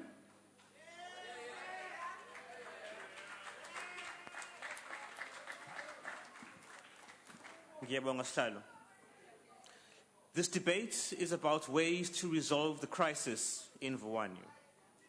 The crisis did not erupt spontaneously overnight, as Honourable Milam explained, nor is it a special case. Rather, it is symptomatic of a deeper problem, rooted in the nature of ANC local politics and governance, which is quite simply factional patronage politics and crony-driven governance. The demarcation process was driven by vested elite interests in the ANC as part of the factional contestation that is endemic to the ANC. It is the cancer of the ANC body politic. And that is why it has triggered a popular backlash by the community, a community that feels unconsulted and ignored. And that, in fact, is why the crisis has seen an ANC councillor further adding fuel to the fire as part of defending and promoting those elite vested interests. This crisis speaks to how the ANC has lost touch with the needs and interests of ordinary people in communities. Because, you see, when your primary focus is on internal politics, factional elite interest politics, it means that you have taken your eyes off the needs and the interests of ordinary people as being your main concern. More than that, it means that you start actively working against the needs and interests of ordinary people through corruption, mismanagement, and the kind of gerrymandering we see operating now in Vuwani. For Minister Mahlobo's information, the DA was in fact the first on the ground to investigate the early emergence of this crisis. And in fact, the DA already stood up for the rights of the people of Vuwani when we opposed the MDB proposed demarcations. But this was overturned by ANC elite-driven vested interests. It's a pity that there was no signal jammer in operation while the minister was at this podium to block his rhetoric. Chairperson, this crisis of ANC local politics and governance also means that the basics are neglected and the ANC in government does not and cannot get the basics right. That is why we have seen that the understaffed, under-resourced, under-equipped and under-trained SAPs and crime intelligence and public order policing were not able to contain or curb the extent of the destruction we saw in Vuwani. So that is the problem that underlies the crisis, and others that will undoubtedly erupt. The only solution to ANC dysfunctional governance is DA competent government. And that is why we ask our fellow citizens to vote DA on the 3rd of August for responsive and effective governments that cuts corruption and improves service delivery. Order, Honourable Member, your time is up. Honourable the Minister of Cooperative Governance and Traditional Affairs. Honourable House Chair, my colleagues, ministers, deputy ministers, esteemed guests, ladies and gentlemen, fellow South Africans, and special no acknowledgement to our people in Vuwani. On a point of order. Order, Honourable Member. I wanted to check if Gupta ministers are allowed to speak here. Order, Honourable Member. People who have been illegally appointed by a Gupta family, are they allowed to speak in this parliament? Order, Honourable Shibambo, can you take your seat? But how do I get addressed by a Gupta appointee? Order, Honourable Member. Honourable House Chairperson, on a point of order. May I just respond to Honourable Shibambo? Honourable Shibambo, we do not have a member of the executive who is a Gupta minister.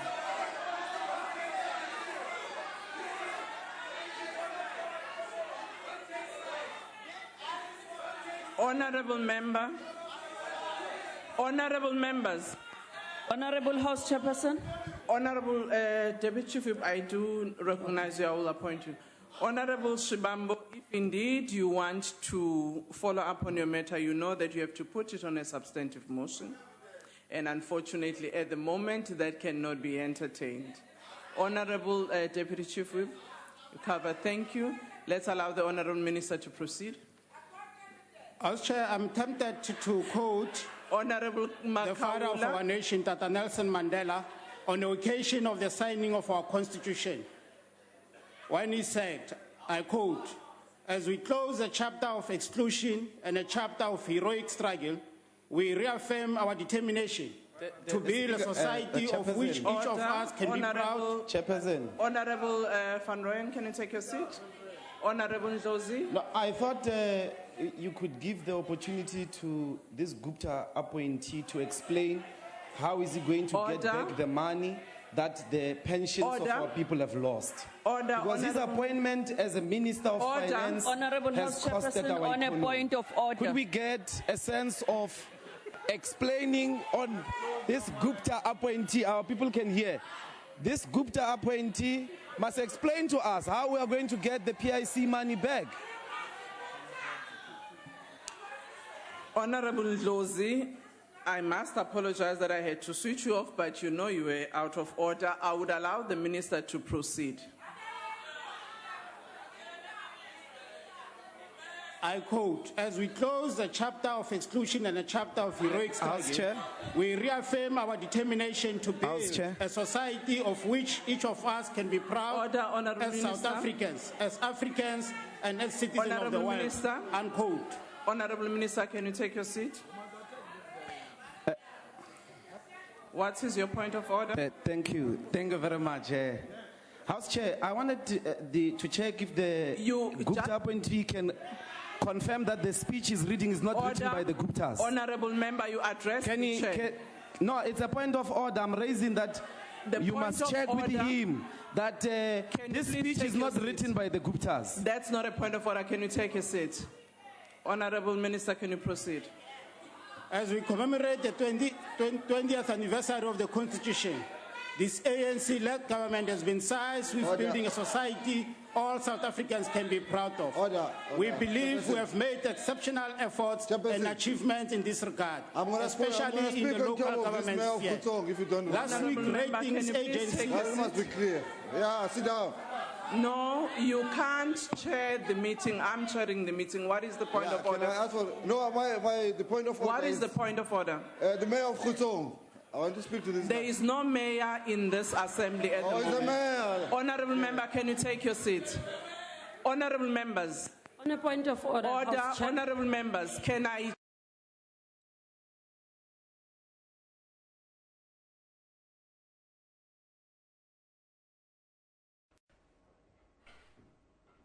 There you go. Now, as you can see, we were live in Parliament for the snap debate on the Vuwani protest there. Of course, you know what's been happening there. 24 schools were burnt. So a very important debate that is happening in Parliament there today. Now, the Democratic Alliance has described areas of Vuwani and Malamulele in Limpopo as extremely volatile. Of course, the DA MP and spokesperson on cooperative governance, Kevin Milham, has said that when he participated in the snap debate on the crisis facing Vuwani and Limpopo, meanwhile, some learners are seen still roaming the streets in the Vuwani areas in uniform, waiting for schools to reopen this morning. Of course, a lot of schools have not yet opened yet. The majority of learners went to school yesterday and they found that the school gates were closed and teachers absent. Now, let us cross back there. Last week, ratings agency Modi gave the city of Ekurhuleni a rating of A, a 4-notch upgrade, and declared it a leading manufacturing metro in the country. This follows the city of Johannesburg national scales rating being raised by 4 notches from A2 to AA1. In the past year, our community work program created over 220,000 I'm calling on a order, honorable member. I'm asking to address the chair. The Honorable Minister, can you take your seat? You are not chairing. Can you please allow the chair to chair? You've asked your point of order, and I'm recognizing you, so there is no point for you to engage with the member. What's your point? House Chair, it clearly shows how the ANC disrespects us and the nation. What is the point of order? How do you send a failed project Honorable member to come and address this house? This man is a failed Honorable project, House Chair. and we all know it. Honorable House Chairperson. This is a Can you Gupta please speaking. take a seat? Honorable Deputy Chief Whip. Thank you. My mic is off. Honorable Kawula, can you please be in order? Honorable House Chairperson. Honorable House Chairperson. Yes, ma'am. Honorable Van Rooyen is a member of the ANC. He's a member of this house.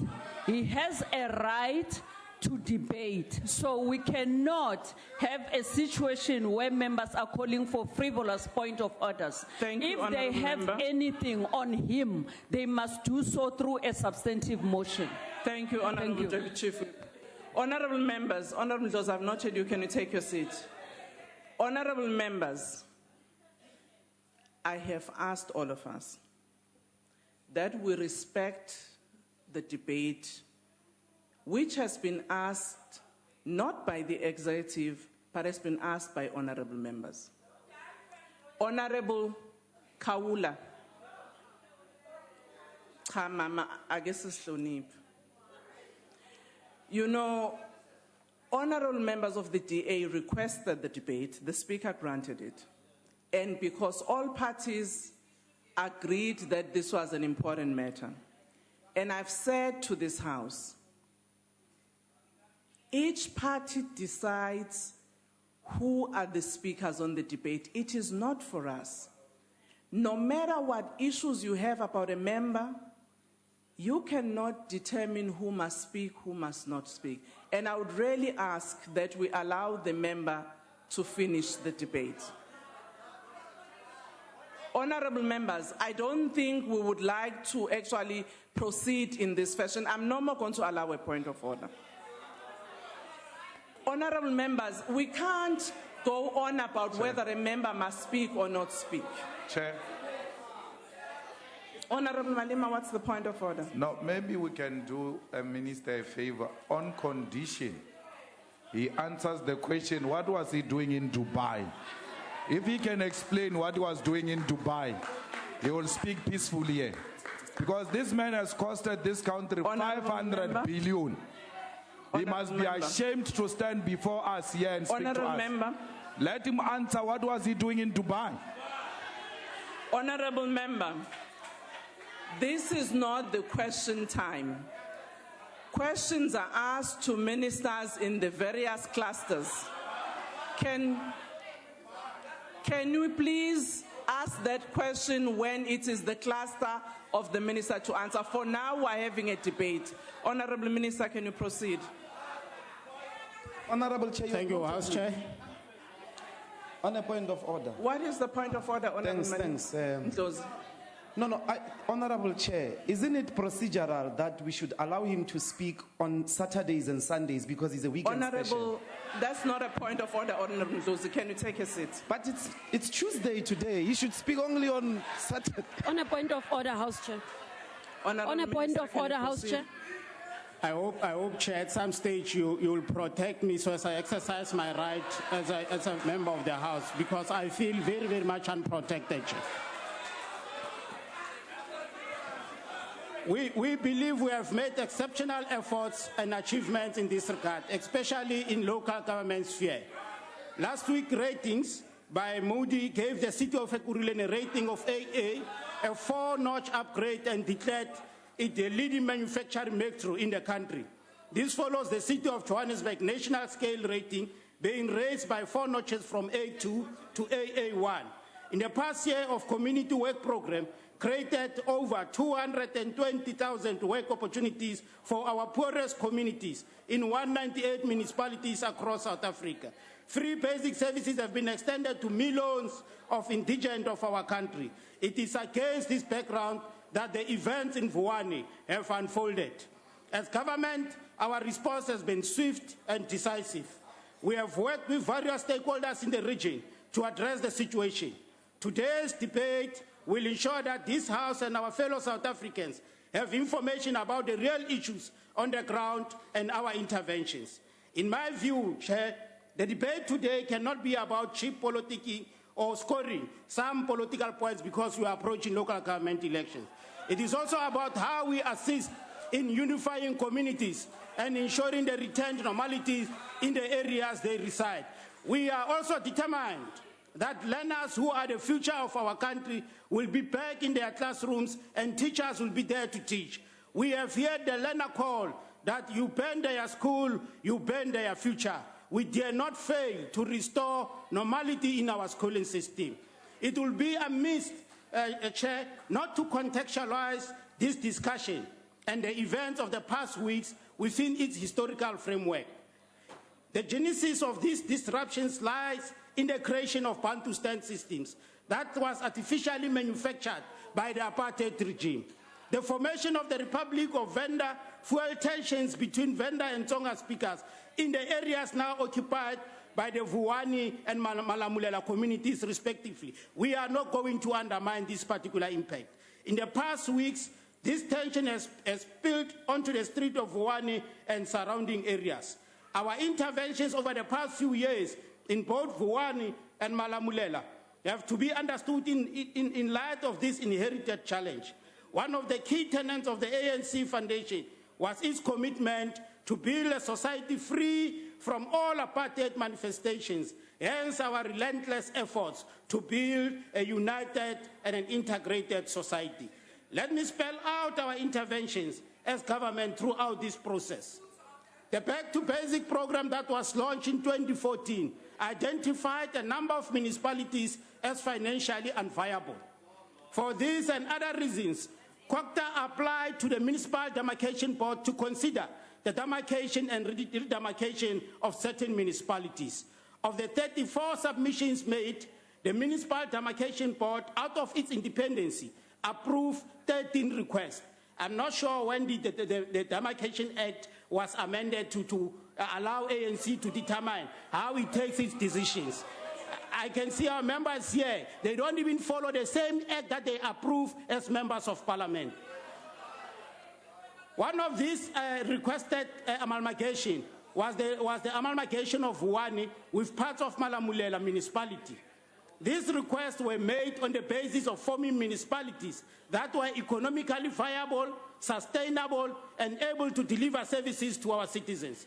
Despite this, the demarcation board, as we are all aware, led to unhappiness within the Vuwani community, which is largely, of course, comprised of our people there. Let me reiterate that the communities from Malamulela municipality were largely in favor of the demarcation board. It's not a straightforward situation.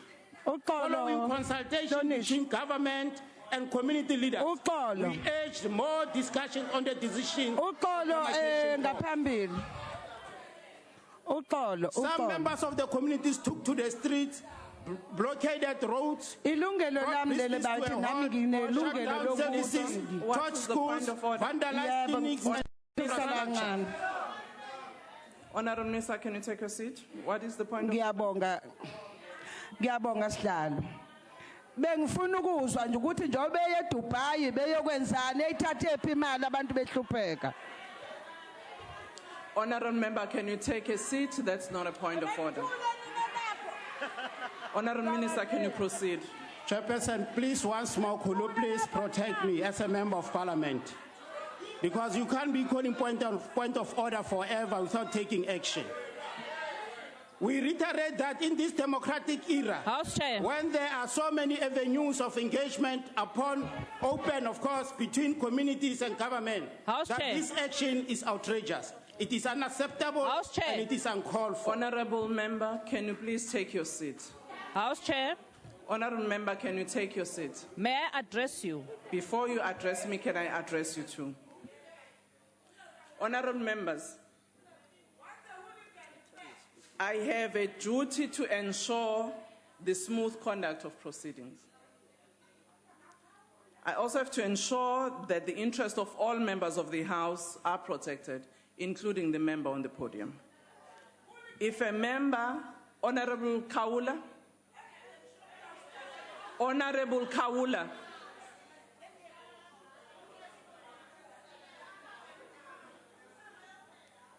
and if any of the members in this House don't want to participate in this debate, they are free to do so.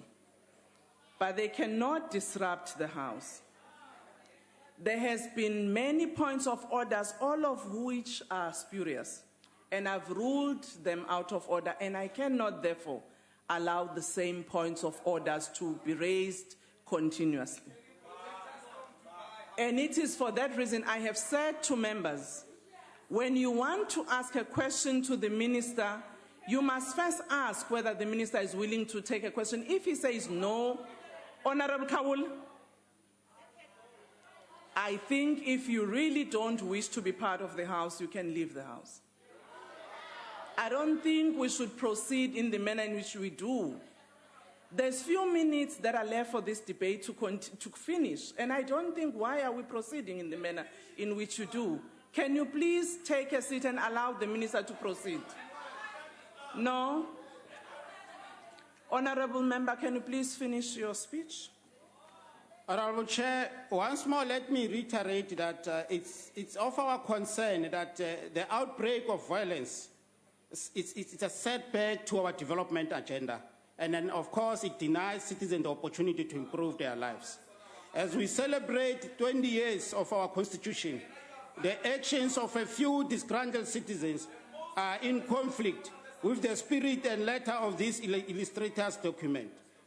That such protest should occur in the democratic era is unacceptable when there are so many other avenues to engage government. That such protest leads to the destruction of 24 schools is simply outrageous. The banning of schools is inconsistent with Section 29 of the Bill of Rights, which guarantees the right to education. Guided by this understanding and that education is fundamental to a well-functioning democracy, government acted with speed to quell the ongoing violence, and it will continue to do so.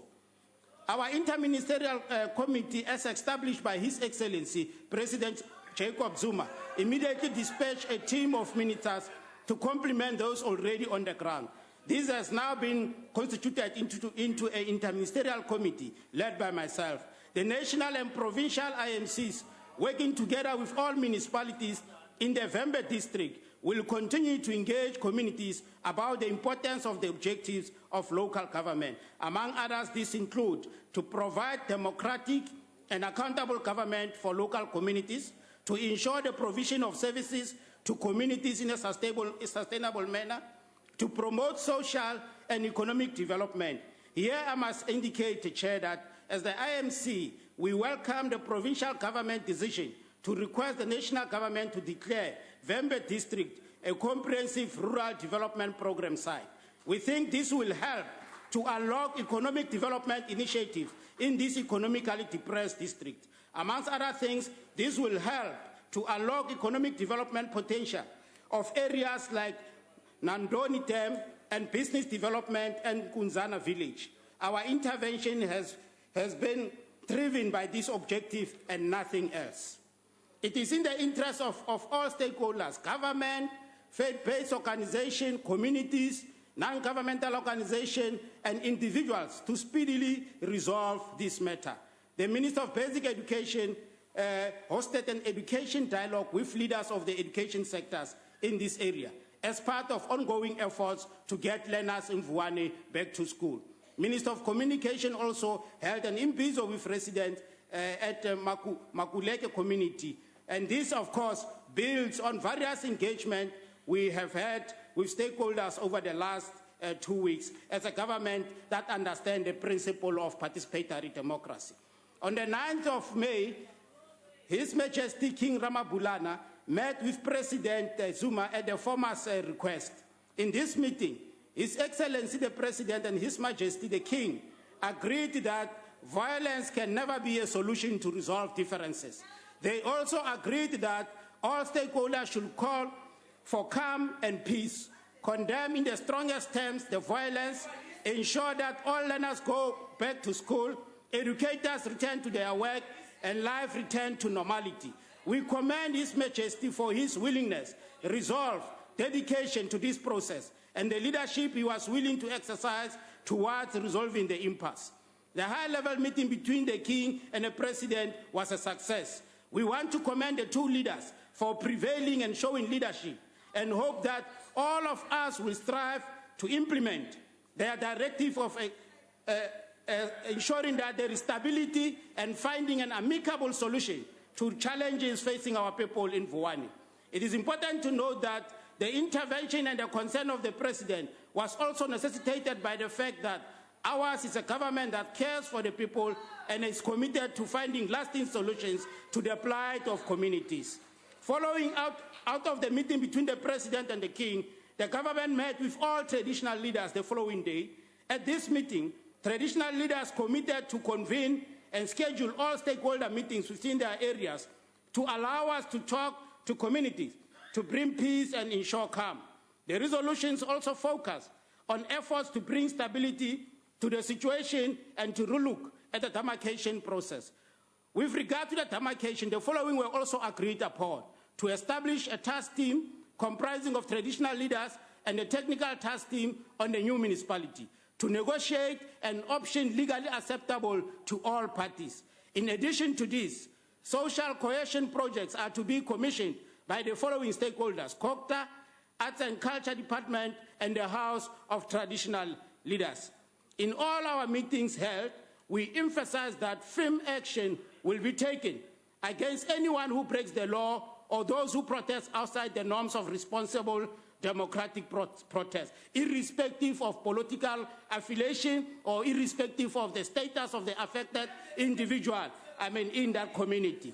While SABC will remain highly visible, the situation in the affected community is steadily stabilizing. We have consulted various stakeholders across the Vembe District Municipality.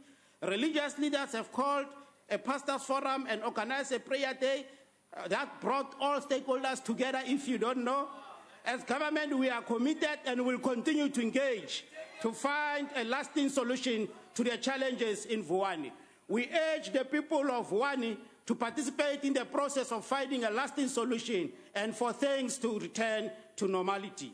The Executive Mayor of Vemve and Provincial Executive Council have also directed that emergency funding be released for immediate requirements. This is a request that we are entertaining as a national department.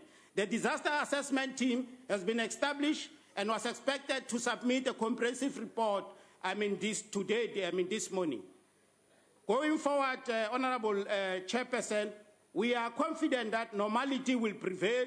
Schools, businesses, and other sectors critical for the daily lives of our community will be restored to normality. I want to take this opportunity to thank also the community's traditional leaders, religious leaders, and all sectors for their efforts, resolve, and dedication to bring the situation under control. Let me close with the words of Tata Madiba at a momentous occasion in our country's history in Sharpeville on the 10th of 1996.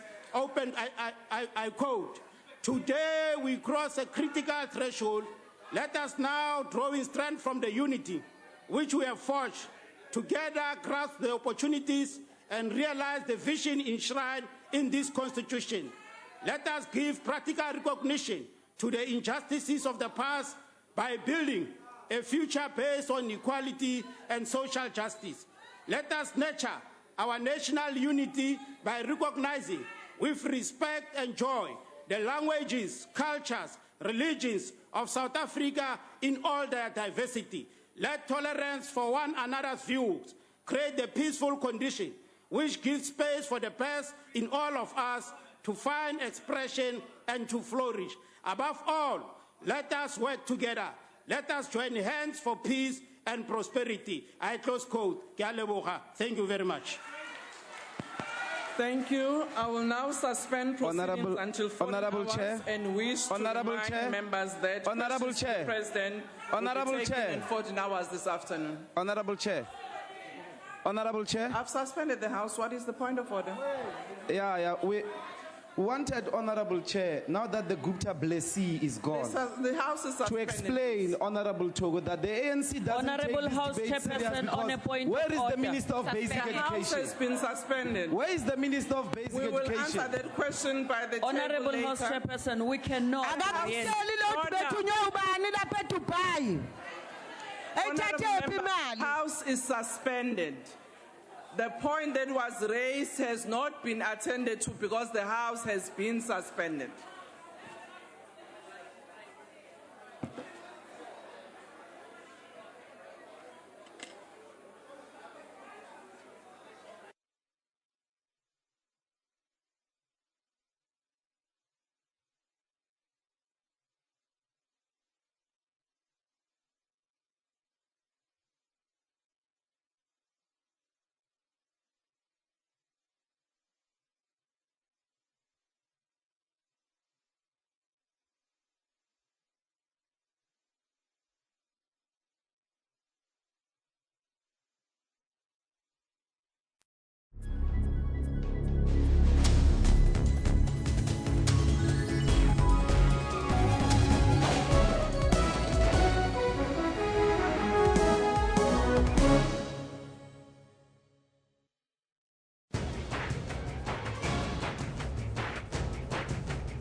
They are basically arresting him, continue to arrest him on behalf of the apartheid government.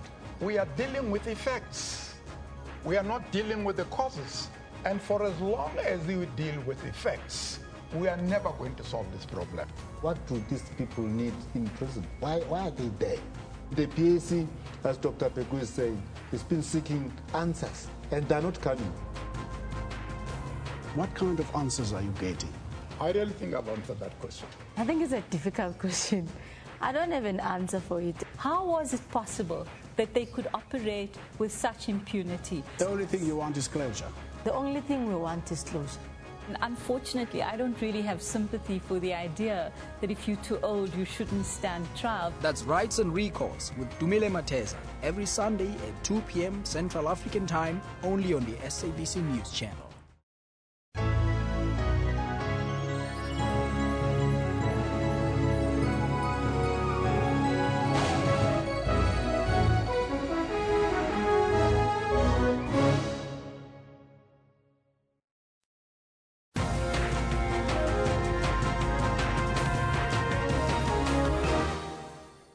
Welcome back. My name is Kendall Makamati and I've got your sports on Newsroom. Our top story for this particular bulletin, 18-year-old Dutch racing driver Max Verstappen says the Spanish Grand Prix victory in Barcelona on Sunday was incredible.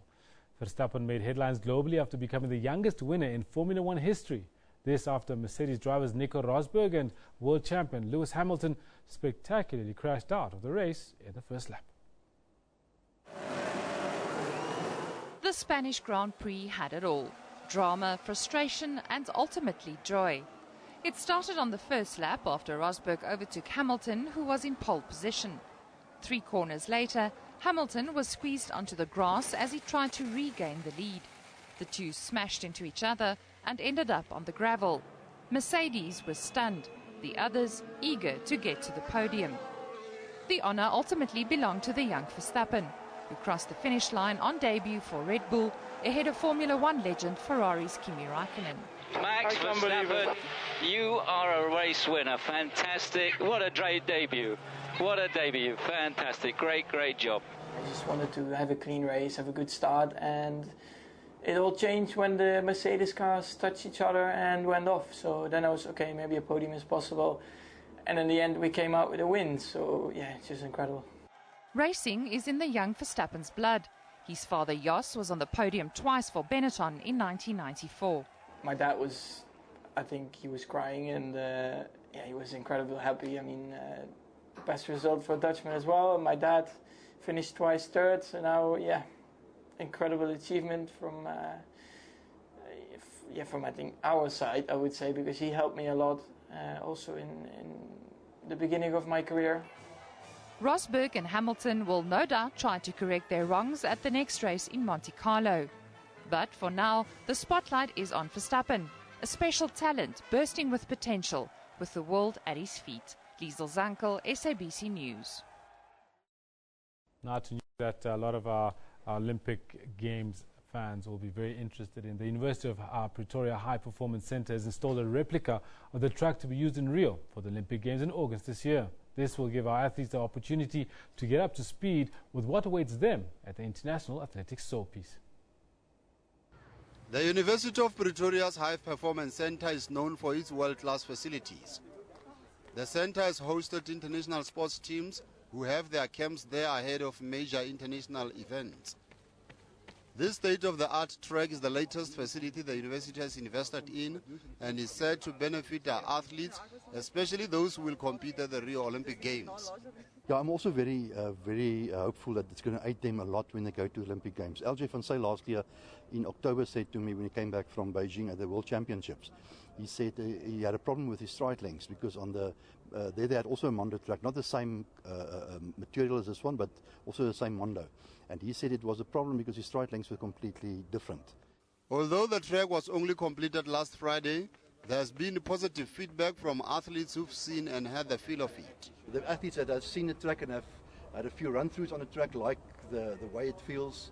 The track has also been manufactured in such a way, it's a dual-purpose track, so they can actually train on it as well as have competitions on that. Top athletes are expected to descend onto this facility on the 11th of June for the first meeting it will host to officially open it. Pesing Katlo, SABC News, Pretoria. Now, construction came to a standstill at the Nelson Mandela Children's Hospital when the Orlando Pirates Football Club visited the facility to pledge their support. The former president's dream to build a specialized hospital for children is almost realized, with construction to be completed by the end of the year. It has been 8 years in the planning and 2 years of construction. The hospital will be purely for the specialized needs of the children. Pirates are already advertising this facility on match days. It's just for us to basically give our endorsement to this project and hopefully, you know, from that many other people looking to add their monetary fund towards the Nelson Mandela Children's Fund. The hospital will be the first of its kind for Gauteng. It will cater for children from Southern Africa on referral basis only. The hospital will make provision for complicated heart and kidney procedures, amongst others. The operating machines will be disguised as giraffes just to ease the nerves of the sick little ones. Blood samples will be processed immediately to avoid long delays.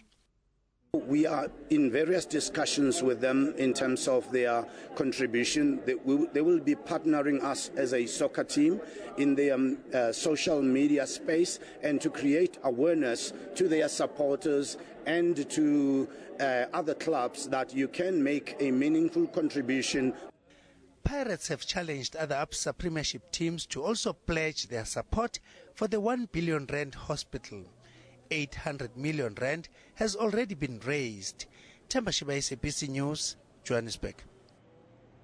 Now, as the winter season approaches, athletes gear up for training as the cooler season is deemed the best time of the year to train. But fun runs and participation in mass sports seem to be gaining a lot of interest despite the seasons, especially trail running. Seeing sights from on top of a hill and being in the natural beauty are just a few of the perks of this sport. Perhaps it's time to take a scenic route, a road less traveled. Joining us in studio is our competitive trail runner and owner of My Road Less Traveled, Nina De Rio. Good morning and welcome back to Newsroom. Thank you. Nina, it's not the first time that we speak. In fact, the last time that we spoke was about 2 months ago, and yes, you're about to go on a trail run over that weekend, which was the end of March. Yes. How did that go? No, it was the 10th of April. 10th of April? Yes. Ah, there we go. Yes. There we go. How did that go? It was brilliant. We had the most number of people that we've ever had at a trail run. It was 450 participants. And our winning times on the 20K was 2 hours, which was surprisingly, we thought it would be about 2:30.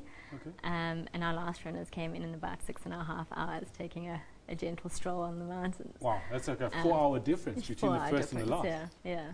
All right, and so 450 people, and that was the most you'd ever had. Yes. Why is that? Because we've heard a lot about this becoming a mass participation sport, numbers like getting up to 1,000 and so on and so forth. Why 450 for this one?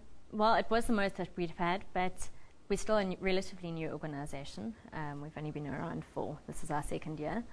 Mm-hmm. So numbers are growing a lot, but we're also limited to 600 because of the areas that we run in the environmentally sensitive, and we are backed by an environmental management company, so we try to keep it so that it doesn't harm any fauna or flora.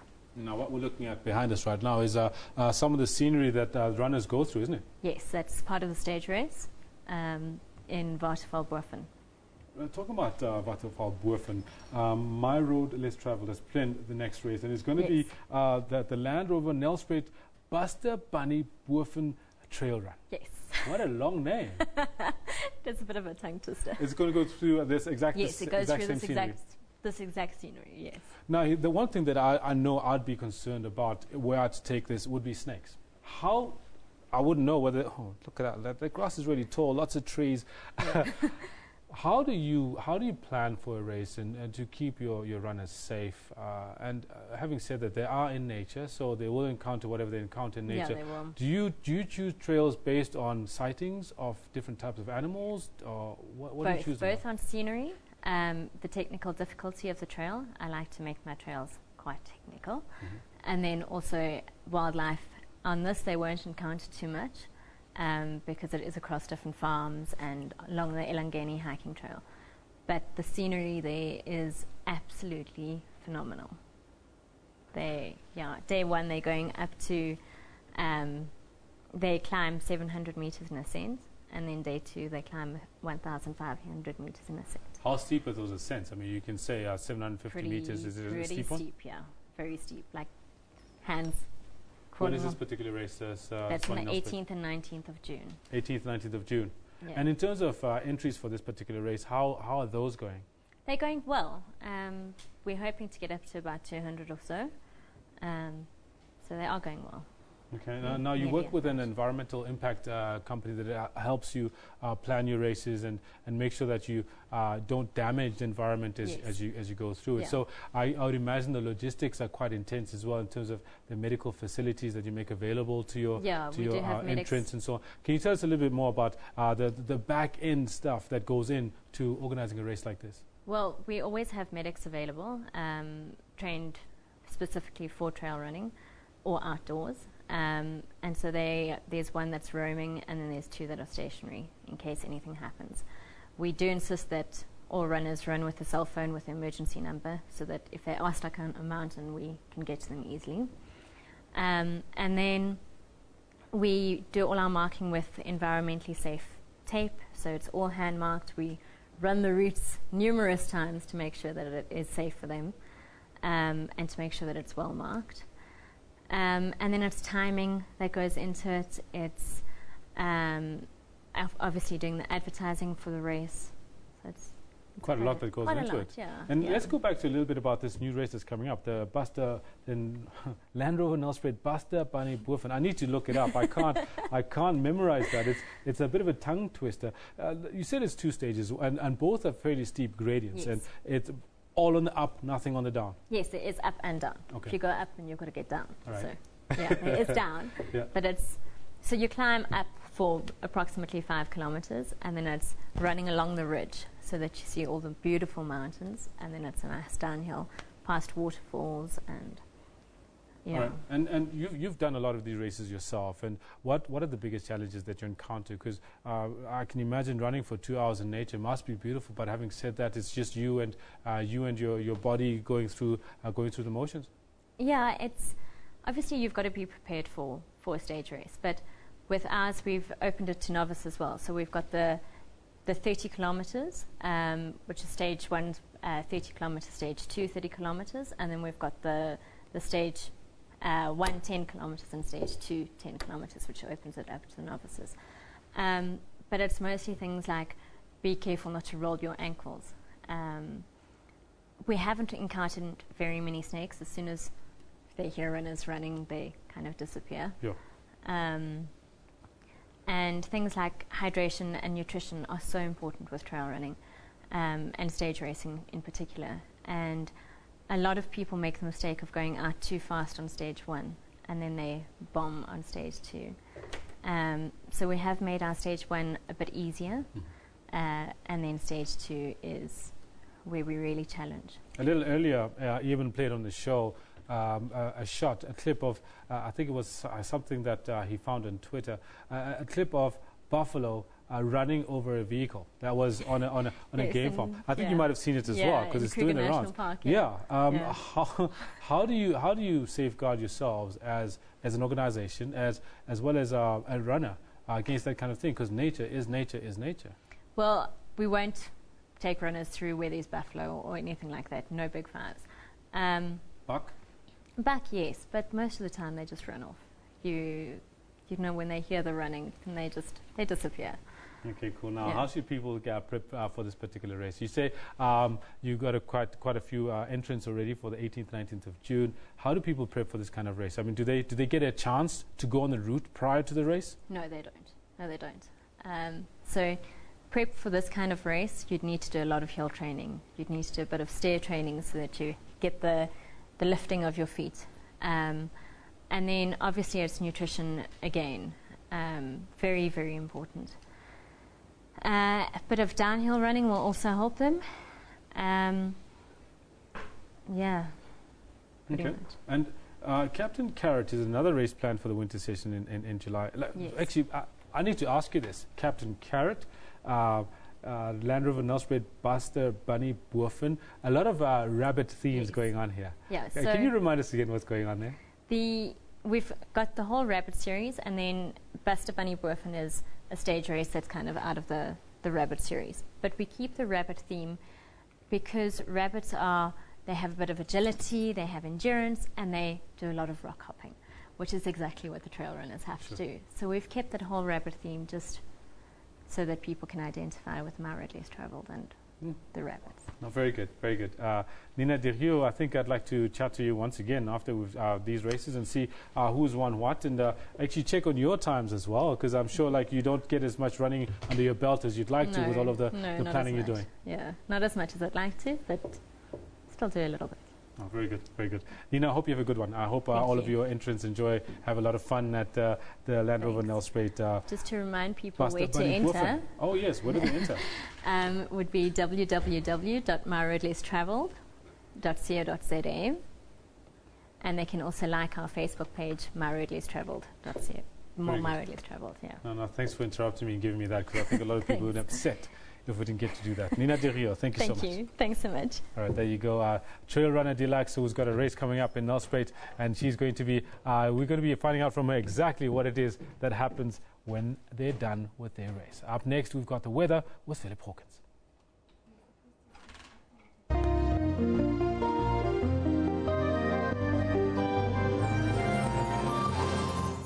Well, a very good morning. Let's take a look at your weather. We're going to start off with Southern Africa. And first of all, no rainfall forecast all the way throughout South Africa for today. It's going to be a dry one. There, a little bit of drizzle, a little bit of fog forecast along that eastern coastline of South Africa. But really, most of that should be gone by now, and we should start to see sunny skies there.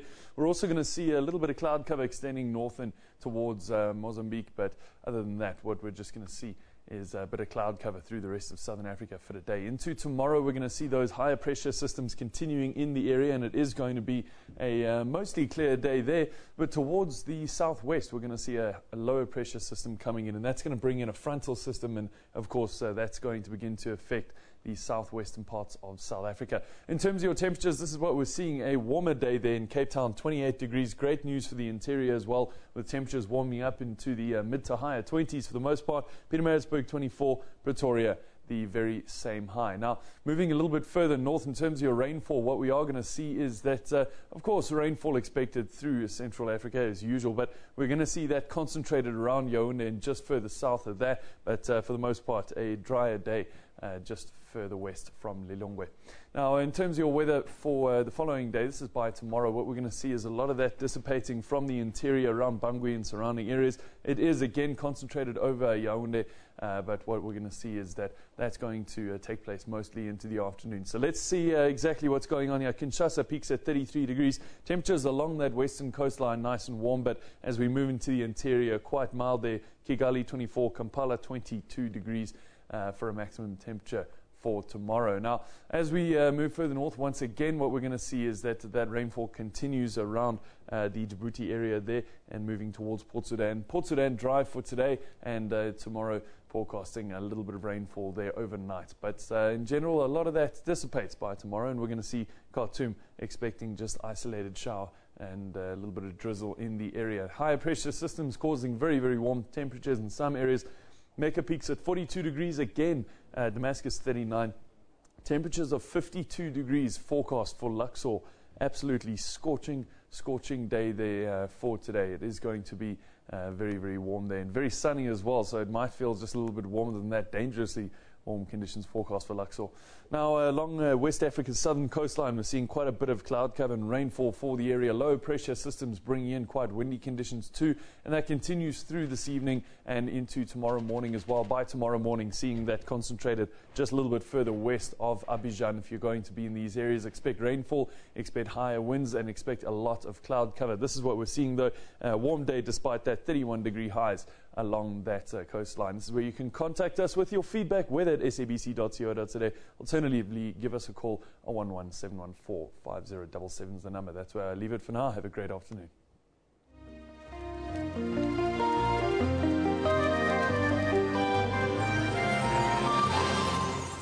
That's it. That's it. Where we're going to leave it with our show for today. You've been watching Newsroom. Renee Vest, Elvis President, and Evan Janssen will be back with us tomorrow again.